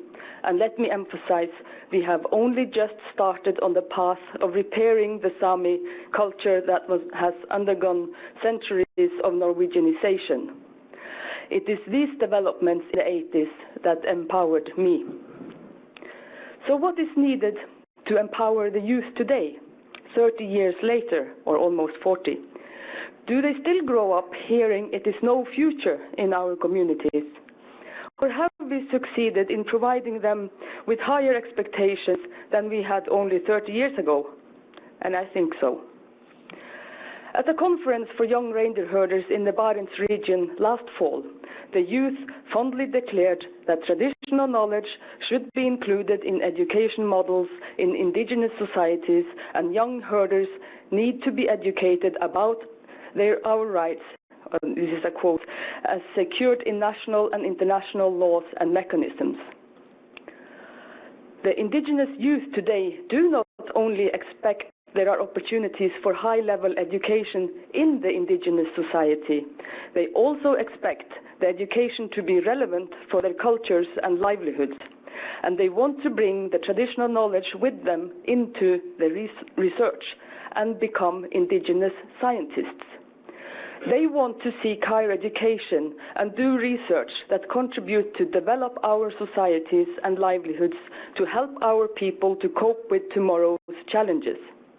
In Sápmi, we have for some years had several institutions providing education programs at secondary school level, and also the Sámi University of Applied Sciences, as I already mentioned. These institutions need to continuously be strengthened, and we need to expand the programs to cover more fields than today.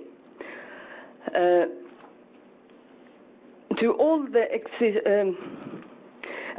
existing research institutions focusing on Arctic, all the other institutions focusing on the Arctic, this is not competition. This is what I would call empowerment of our people.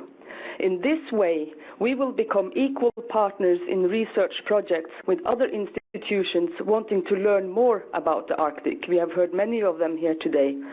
And this is what we need to develop equal and true partnerships with each other in knowledge production. And this is how we together can improve the practice of Arctic research and create a change where education is not the path to get out of the communities, but a way to stay, being it STEM or not. Thank you very much. Thank you. And now we'll hear from Tara Sweeney.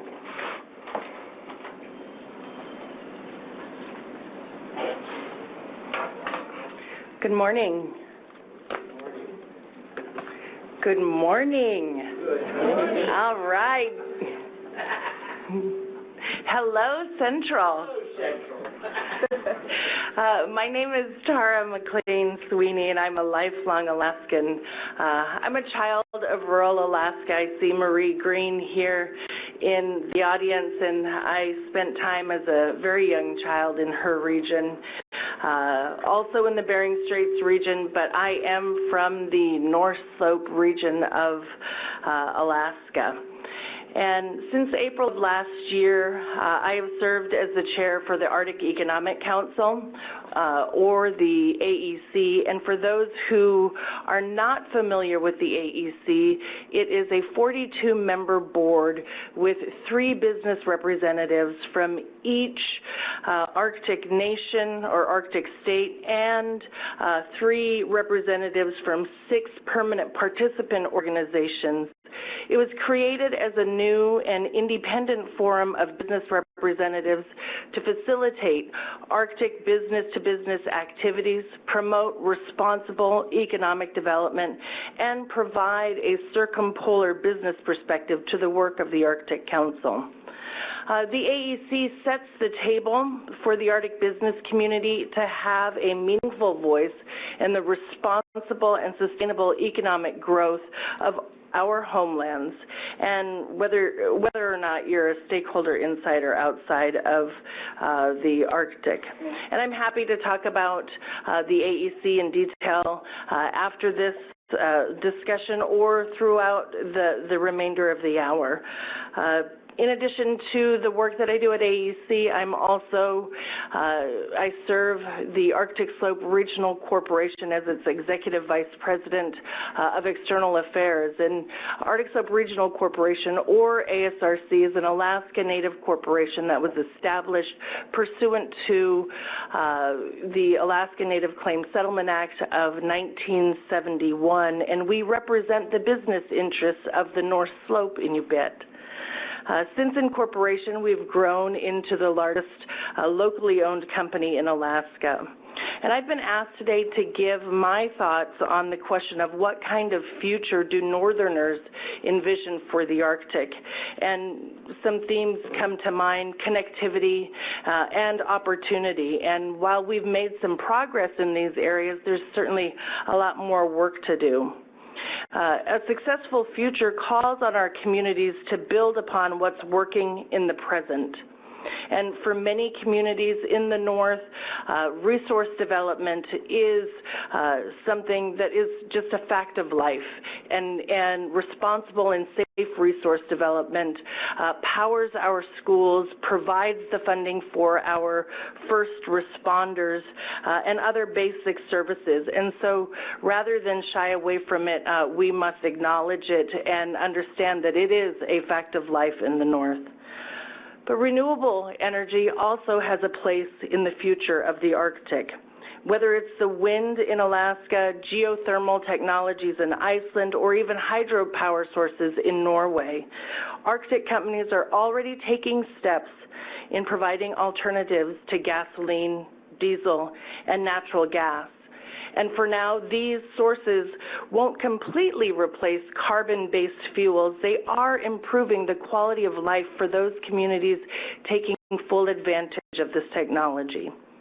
I also believe that regional governments can play a role in tapping into these renewable energy sources, helping to make the technology available, as well as harnessing its potential power.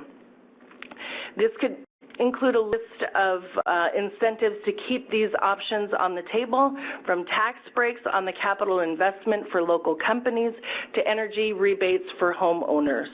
But keeping the lights on and the generators running aren't enough. The Arctic must also be connected. And that's not such an easy task. In some areas you will find in the Nordic countries, they're more connected than what we see in northern Canada, Greenland, Alaska, and even Russia. In rural Alaska, there are about 140,000 people spread out over an area twice the size of Texas, and often there are no roads connecting Arctic communities.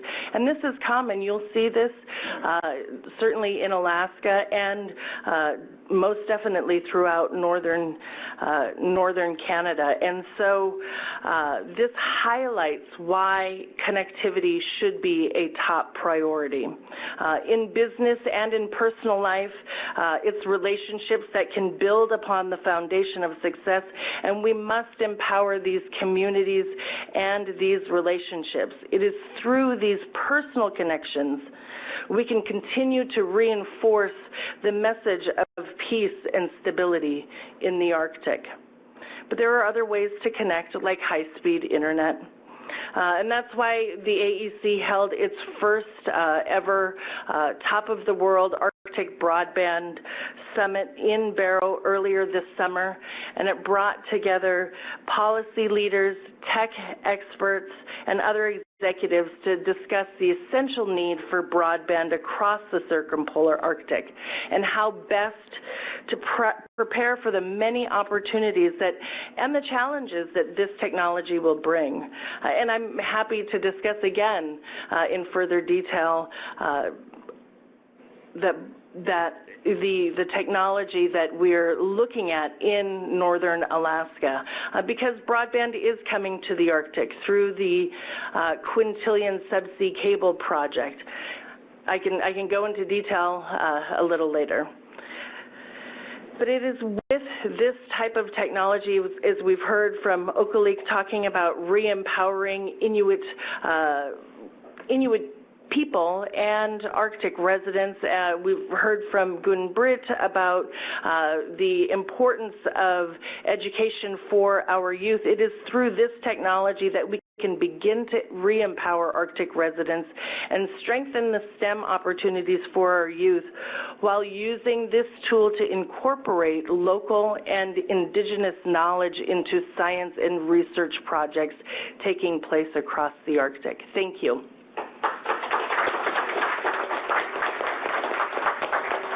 Thank you, Tara, and we'll hear from our final speaker, Igor Krupnik.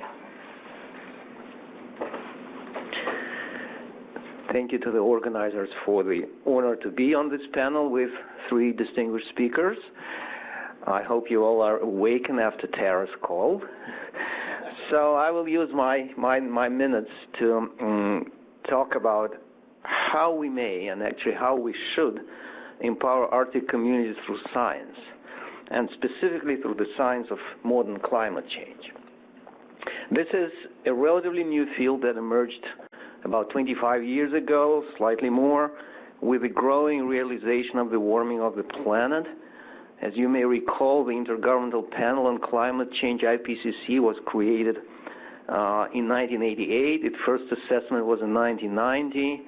At that very year, U.S. Global Change Research Act was adopted, and then 92, the Rio Earth Summit that created the UN Framework on Climate Change. So it's barely 25 years.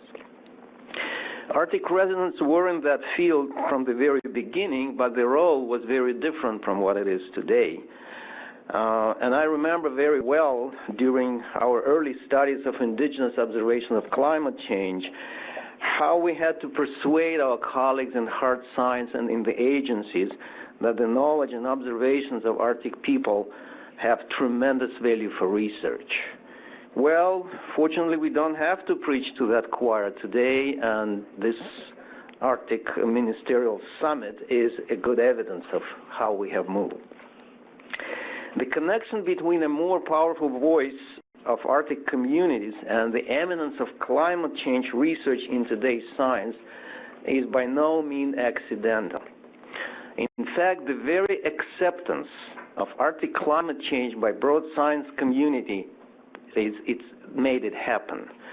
And the recent International Polar Year, IPY, was a major milestone in this process of acceptance because IPY had several projects run, designed, and implemented by Arctic indigenous organizations and Arctic communities. And I really hope that the voice of the communities will be heard more and more in future research projects, and certainly in the next IPY. But today I would like to say not that we need more Arctic residents to monitor climate change, or why we value Arctic residents' observations, or why we praise 200 Sami words for snow conditions or 100 Inuit words for ice. There are people who may say probably better than I can. I will use my minutes to talk about some general issues of why we need science to empower Arctic communities and why we should do that. My first point is that the science of climate change is about scale. Climate change is a global phenomenon, yet its many impacts are local, and they're felt mostly by people in their home areas.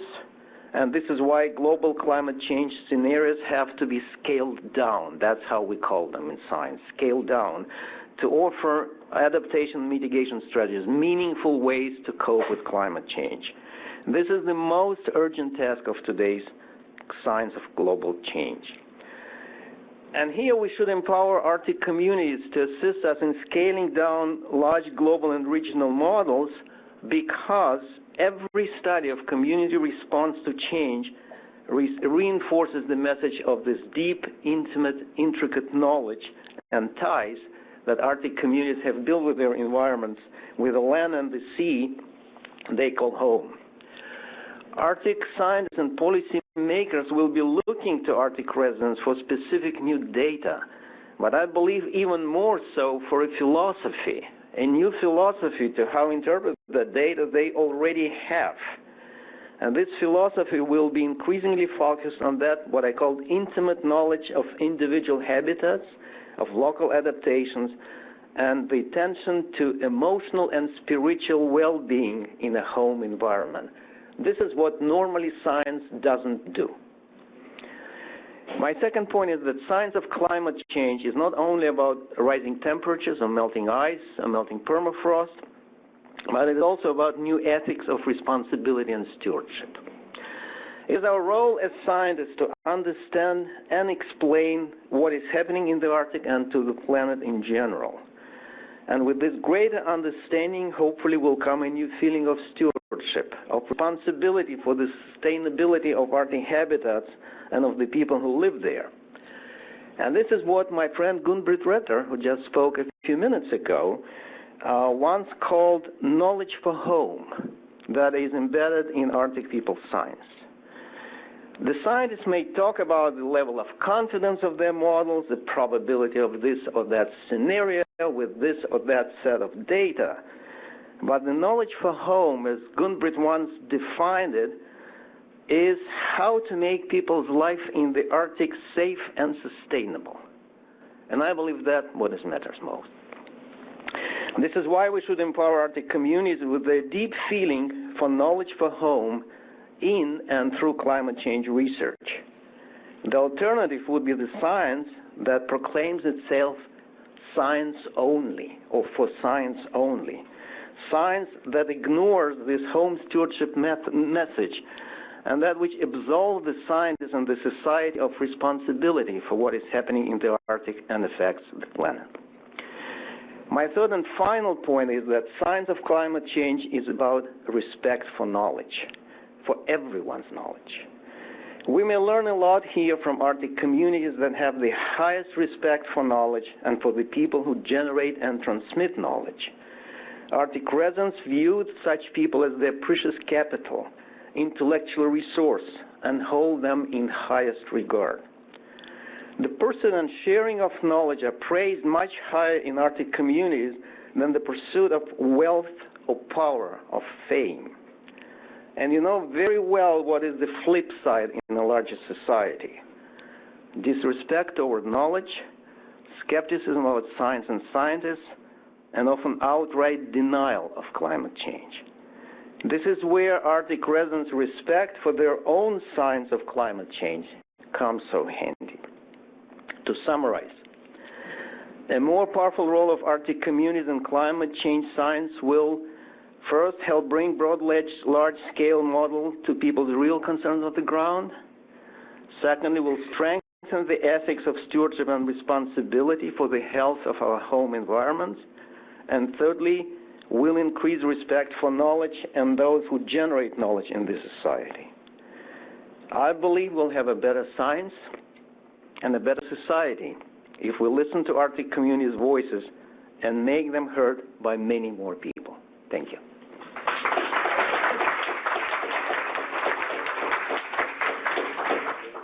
Well, thank you to all four panelists who I think between them have delivered a very strong message on the importance of inclusion and equity for the peoples living in the Arctic, and also the importance of science and technology and how these factor into there.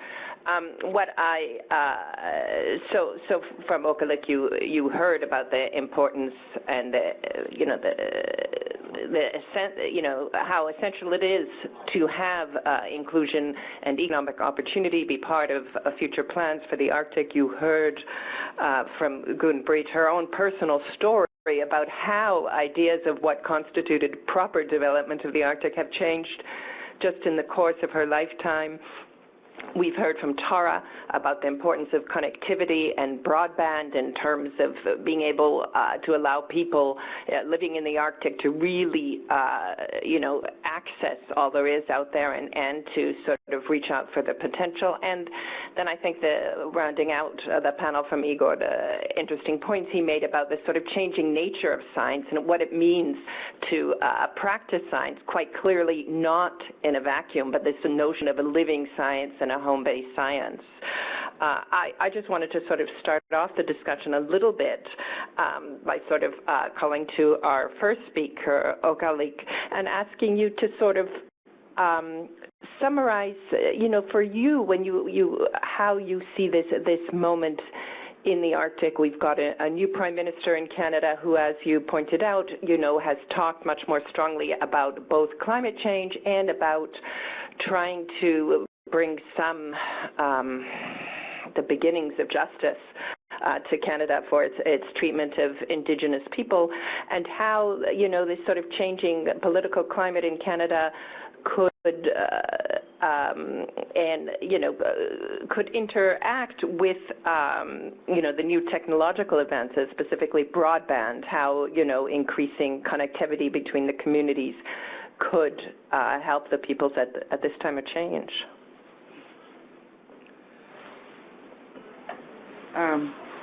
Thank you. Thank you. Hi.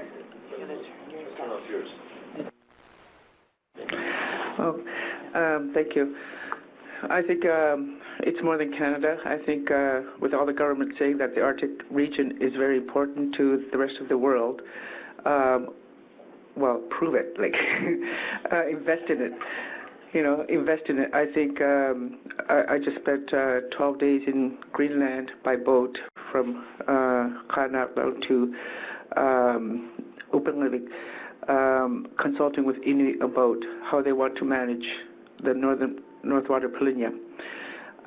With regards to connectivity, all the communities in Greenland are connected, and in Canada, not all are connected. In Russia, I don't know if they are. I'm more unfamiliar. And in Alaska, they're not all connected. So, yes, connectivity is one of the areas that we need investments in, but not to help us out, but to help you out as well. Not to help the rest of the world, not just the little poor Inuk, right? So I think governments have to prove that the Arctic is important and make investments in it. And make longer-term investments, not just for their mandate, 4 or 5 years, generally for the next election. Make longer-term investments. Would you put connectivity at the top of your list in terms of importance for investment, or what would you see? Well, it's all interrelated, interconnected. Ecosystemic is one of the new buzzwords, I think. It depends on the country, it depends on the community, it depends on the people and how they want to develop with the rest of the world. Connectivity is very important for schooling and training and development, and that's one of the priorities.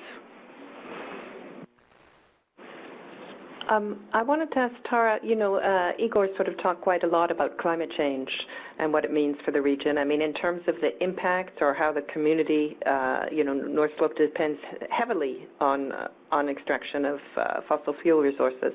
How is climate change sort of factoring in to the future as it's seen? Well, there's no denying that climate change is happening in the Arctic, and that our communities are impacted by those changes. It's important to also take a look at the individual Arctic states and their climate change policies, and it's important to remember that a one-size-fits-all approach to climate change policy in the Arctic does not work. And I really appreciated what Igor had to say about scaling down and going local, and that is something that resonates with me, because while we see climate change happening pan-Arctic, it is different in Alaska than what people are experiencing in Greenland or in Finland or in Russia. And so the approaches have to be dynamic with respect to addressing climate change in our communities. And one thing that I would like to point out is Arctic residents and Inuit people are extremely resilient, and one thing that we do understand is change, and that is the only constant that I believe for generations we have come to know. And so we want to be a part of the solution and not seen as victims of climate change, because we are always changing and we're adapting to our environment. Obviously, Norway, you know, has taken a different approach when it comes to, or a slightly different approach when it comes to resource development in the region. How does sort of climate change factor in there for the communities there? And how many hours do I have? No, yeah, I mentioned that we have, Norway found oil in the 80s, and of course the Sami people at individual level has also benefited from that, and that's what we keep hearing, that we get all the same benefits as other citizens in Norway. But what we are trying to, in the same time, is maybe the social democratic challenge is that everybody is treated equal, and in that sense you also assimilate people if you don't recognize that people have also different needs for their education system, for healthcare system, and so on. So while we have seen a lot of development, as I tried to share, like in the last 40 years also when it comes to Sami institution building, we can't stop there because we still need a stronger recognition of that. Equal right to education means that a Sami child receives education through the medium of Sami and not Norwegian, which would be the equal thinking. But we have the equal rights, that is the essence in this. So yeah, while we have the economy has created all this opportunity, there are still needs to be covered as a people, for the people at a collective level, I think. I think both Tara and Okalik wanted to respond to that. Well, maybe not to respond directly to Gun-Britt. One thing that I had noticed, I recently attended Arendal Week in Arendal, Norway, and it was fantastic because it brought together policymakers and business leaders and indigenous representatives to an area of Norway to spend an entire week to talk about policy development, and I want to do this in Alaska in 2018. So I'm looking for partners if you'd like to do Alaska Suka, if you will. But one thing that I learned there when your question about climate change, it surprised me that the Norwegian Oil and Gas Association and the business community, well, Norway Oil and Gas, that they are leading in carbon capture technology, and I think that's extremely important and something in the U.S. we have not explored diligently or aggressively, and again, it's dealing with climate change and the technologies out there that can impact. There are technologies out there, that can help in addressing climate change impacts, and carbon capture technology is something that we have not aggressively pursued in the United States or, from my perspective, in Alaska, that we can, in fact, look at. And there are partners out there and relationships that we can build upon pan-Arctic, whether it's a relationship with Alaska and Norway and learning from other Arctic states. Thank you. Okalik, you wanted to? Yeah, I just wanted to expand on the two answers and try to answer your question somewhat. I used this as an example a few days ago when we were in Portland. I was in Portland last week with the Arctic Council working groups. They talked about the Arctic and the opportunities of economic development for you guys, right? Like, not the Arctic peoples.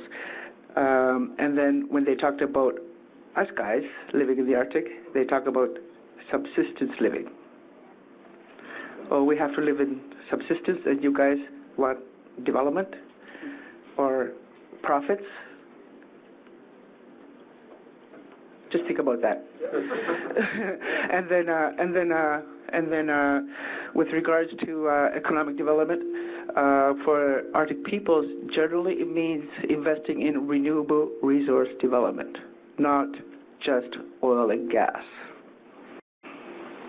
I'm going to Thanks for making that point so clearly. I'm going to bring in Igor. Just, you had mentioned the importance of scaling down and scaling up climate change and working with local communities, and I was wondering, was there a living example where that had worked successfully of incorporating those two senses of scale?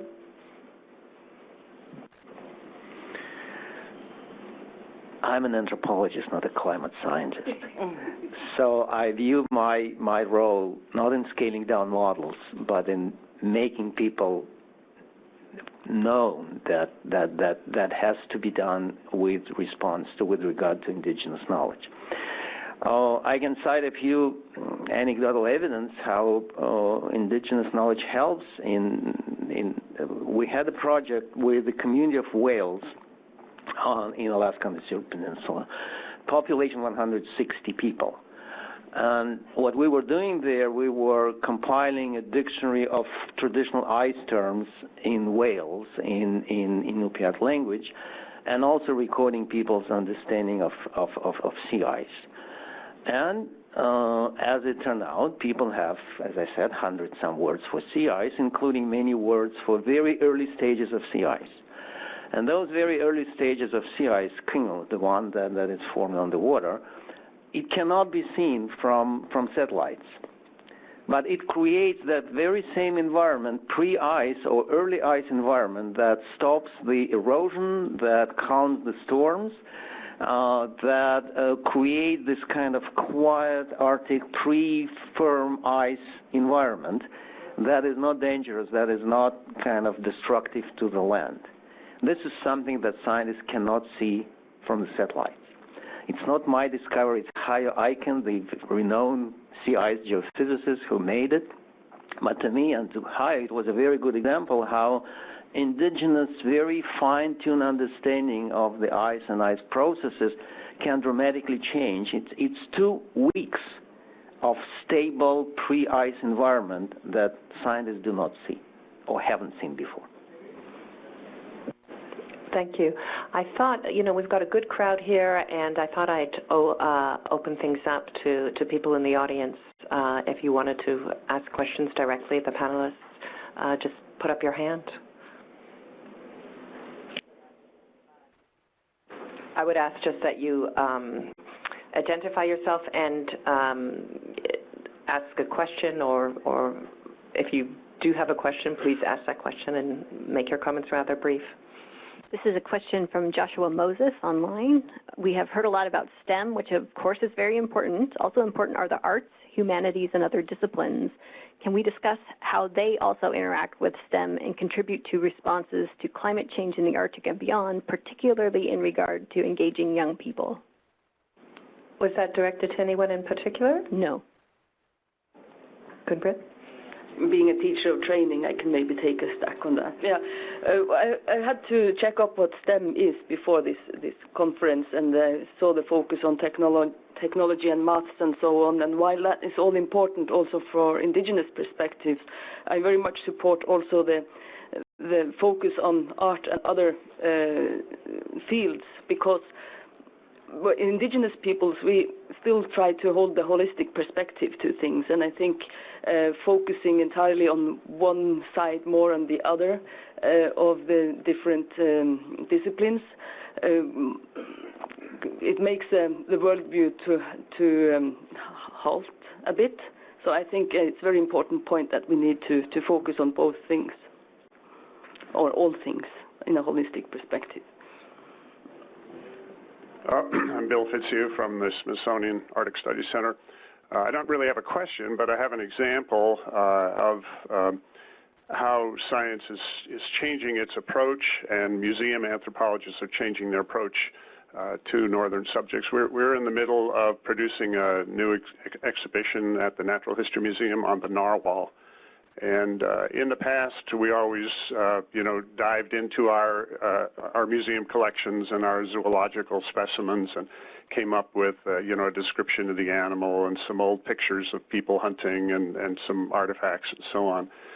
But in this case, we are really flipped the normal old museum scenario on its head, and we're starting really with the residents of Pond Inlet, who in northern Canada, who are Nunavut, who are probably the world's experts on narwhal hunting and depend on them very much.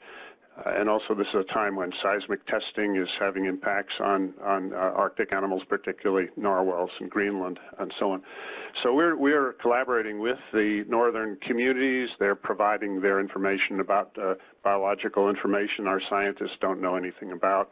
And of course we're integrating that with what we've known from technical biological studies and so on. So it's just an example of how, in the educational area, we can expand the models that we've used. We can go way beyond the classrooms. We can bring people into the North, but we can't do that without active collaboration with the communities. And I think that this experience for Pond Inlet is really unusual for them because they're used to this model of scientists coming in and doing studies, but they're not so used to the idea that their information is going to go to the National Mall in Washington and be on exhibit for 2 years. So I think this is really important. When does the exhibit start? It'll open in August of this coming year. And it includes a lot of wonderful new biological research, particularly Martin Nuia, who's been doing a lot of work on the narwhal tusk. And so we're going to have ethnography, new biological science, climate stories, and so forth. Mr. Mayor, I was going to call on you. There's somebody in the third row, but I don't know if, sir.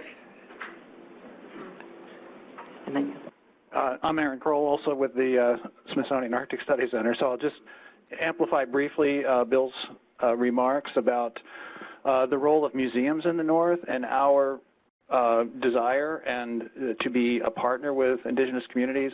All of our nations have national museums, regional museums in the Arctic, and community museums. And these can be, the model of how those work is collaborative, and they can be viewed as repositories of local knowledge of the resilience, this problem solving in the Arctic environment that has been going on for thousands of years, and you see these products of that research and development over time. And what I'd like to do with our center in Alaska and Anchorage is move towards STEM education connected with the exhibits there of Arctic material culture. There's a lot to be learned: the material science, the physics, the design, the properties of natural materials and clothing. All of that is available for study, and we're going to make this connection with University of Alaska, but that can be done much more broadly through internet education programs. I can talk about that out in the hall. So, thank you. That sounds great. Thank you. Mr. Benneville, I think you were next. Thank you, Ms. Moderator, and thank you, panel.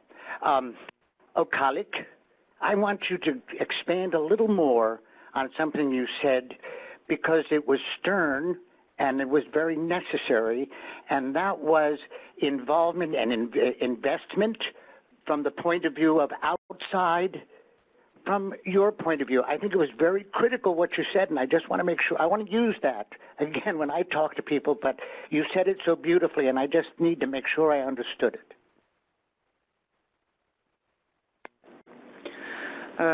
Thank you, Mr. Mayor. I think it also comes back to the question that was brought in online with regards to how communities and Inuit communities, Inuit regions, Inuit in different countries would like to see investments and research into local priorities such as renewable resource development. Invest in hospitality industry at the community level so that when tourism comes in, we are able to address their curiosity, because we're not curious about our communities or our surroundings. Invest in the arts industry, arts and crafts industry. That's what we're good at. Invest in sports hunting. That's what we're good at. And make sure you educate that things like not all ivory is the same. Elephant ivory is extinct. going extinct. Narwhal and walrus are not threatened.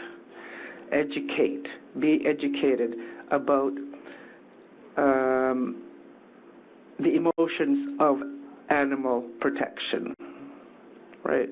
Or animals over humans, I guess. Don't use the polar bear as the icon. The landscape is the icon, you know, that type of thing. And I would. Yes.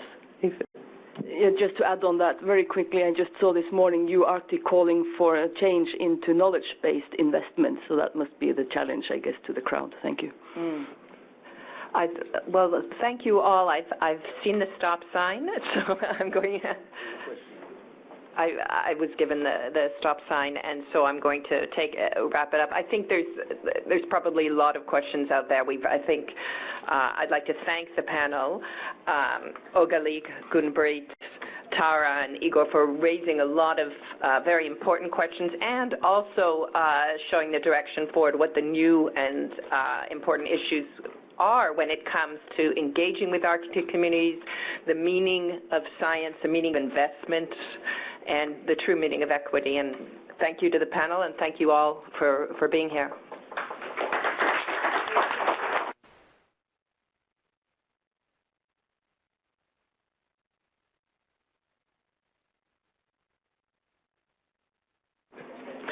So thank you very much to our panelists for such an excellent discussion.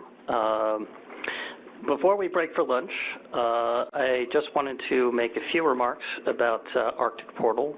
It's one of the organizations responsible for this White House Arctic Science Ministerial Side event. And just get the slides up.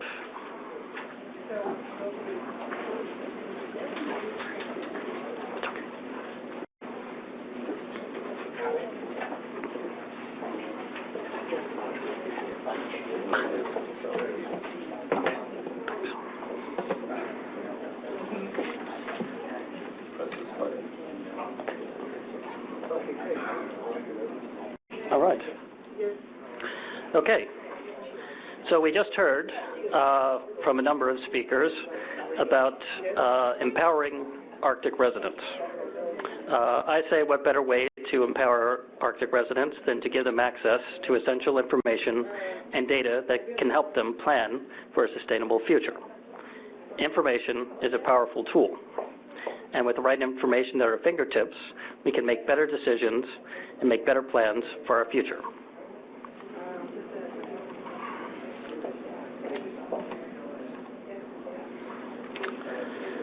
Hello, my name is Joseph Cheek. I work at the Arctic Portal. The Arctic Portal is one of the organizations responsible for this side event. We are an Icelandic nonprofit organization. We were established in 2006 by Arctic Council Ministerial Declaration. We are experts in Arctic information and data, and we have expertise in Arctic information and data sharing. We cooperate with the Arctic Council and its working groups, as well as Arctic indigenous peoples and observer states. We are involved in many international projects focused on Arctic issues. If you have a quick look at our website, you get an idea of the kinds of services we provide. First of all, we provide regular news and information on the latest happenings in the Arctic. We also have a searchable multimedia library, interactive maps, and an events calendar. But one of the most interesting products that we have put together are a number of maps.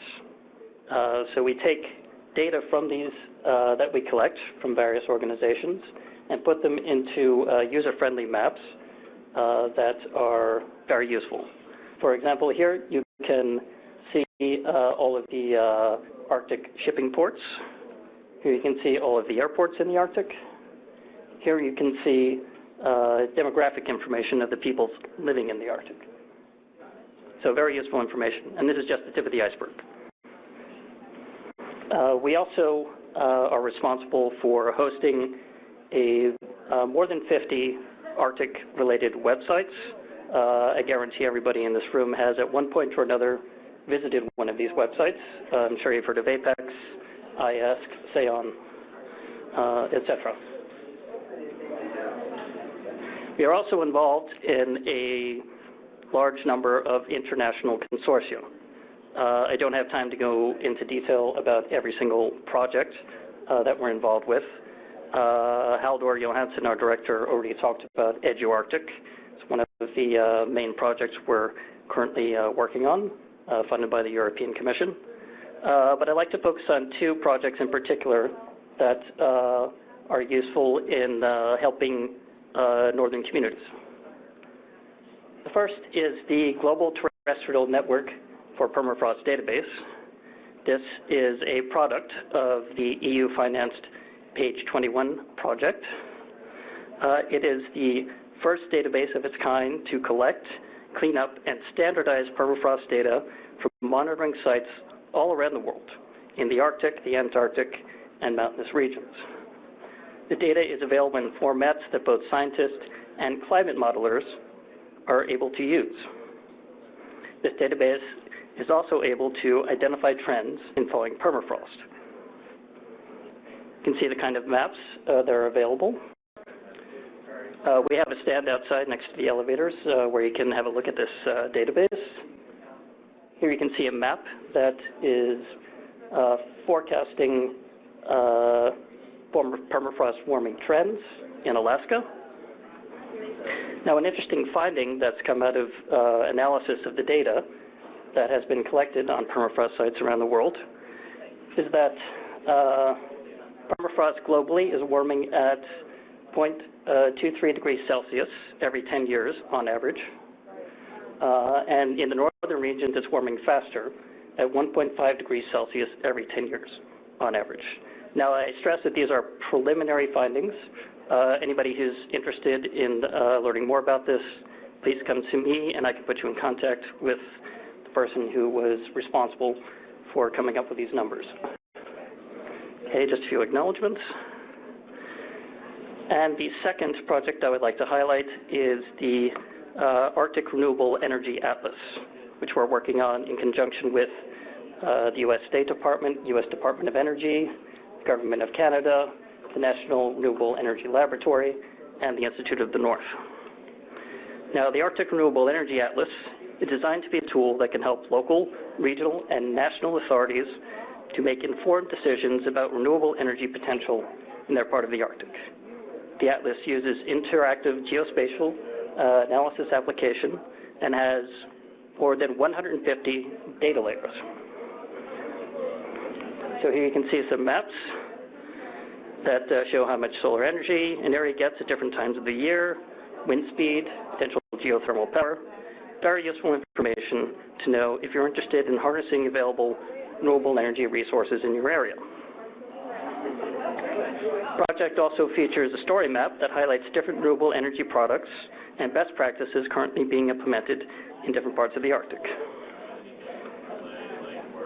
Now, I'd like to mention that this is a project of the Sustainable Development Working Group of the Arctic Council. At our stand outside by the elevators, we currently have a beta version of the Atlas. The completed version will be launched at the next Arctic Council Ministerial in Fairbanks in May of 2017. But in the meantime, you can have a look at the beta version at our stand. Our partners from the National Renewable Energy Laboratory, Jared and Megan, will be able to answer any questions you have about it. Okay, well, thank you very much for allowing me to say a few words about Arctic Portal. And now I'll hand it over to Bob to wrap things up. Thank you very much, Joseph. So to wrap up then, let me just make a few logistical announcements. We are going to be serving lunch in the Pacific Room, which is down the hall to the right, and there'll be people to direct you. Following lunch, there are a number of displays you'll see out in the atrium area, and starting at 1 o'clock, we have a whole new group of people also coming in. You're invited to stay. We're going to be sharing a lot of hands-on activities with respect to STEM education in the Arctic. Encourage you to stay if you can. There will be some activities in this room, in the back of the room, at 1 o'clock. That's when that's all getting started. And I want to just finish up by acknowledging all of our partners, acknowledging all of our speakers, and thank you all for participating and attending this event. And for those of you online, thank you so much for sticking with us, and I hope that we have a successful ministerial, and thank you so much, and look forward to seeing you in the future. Thanks.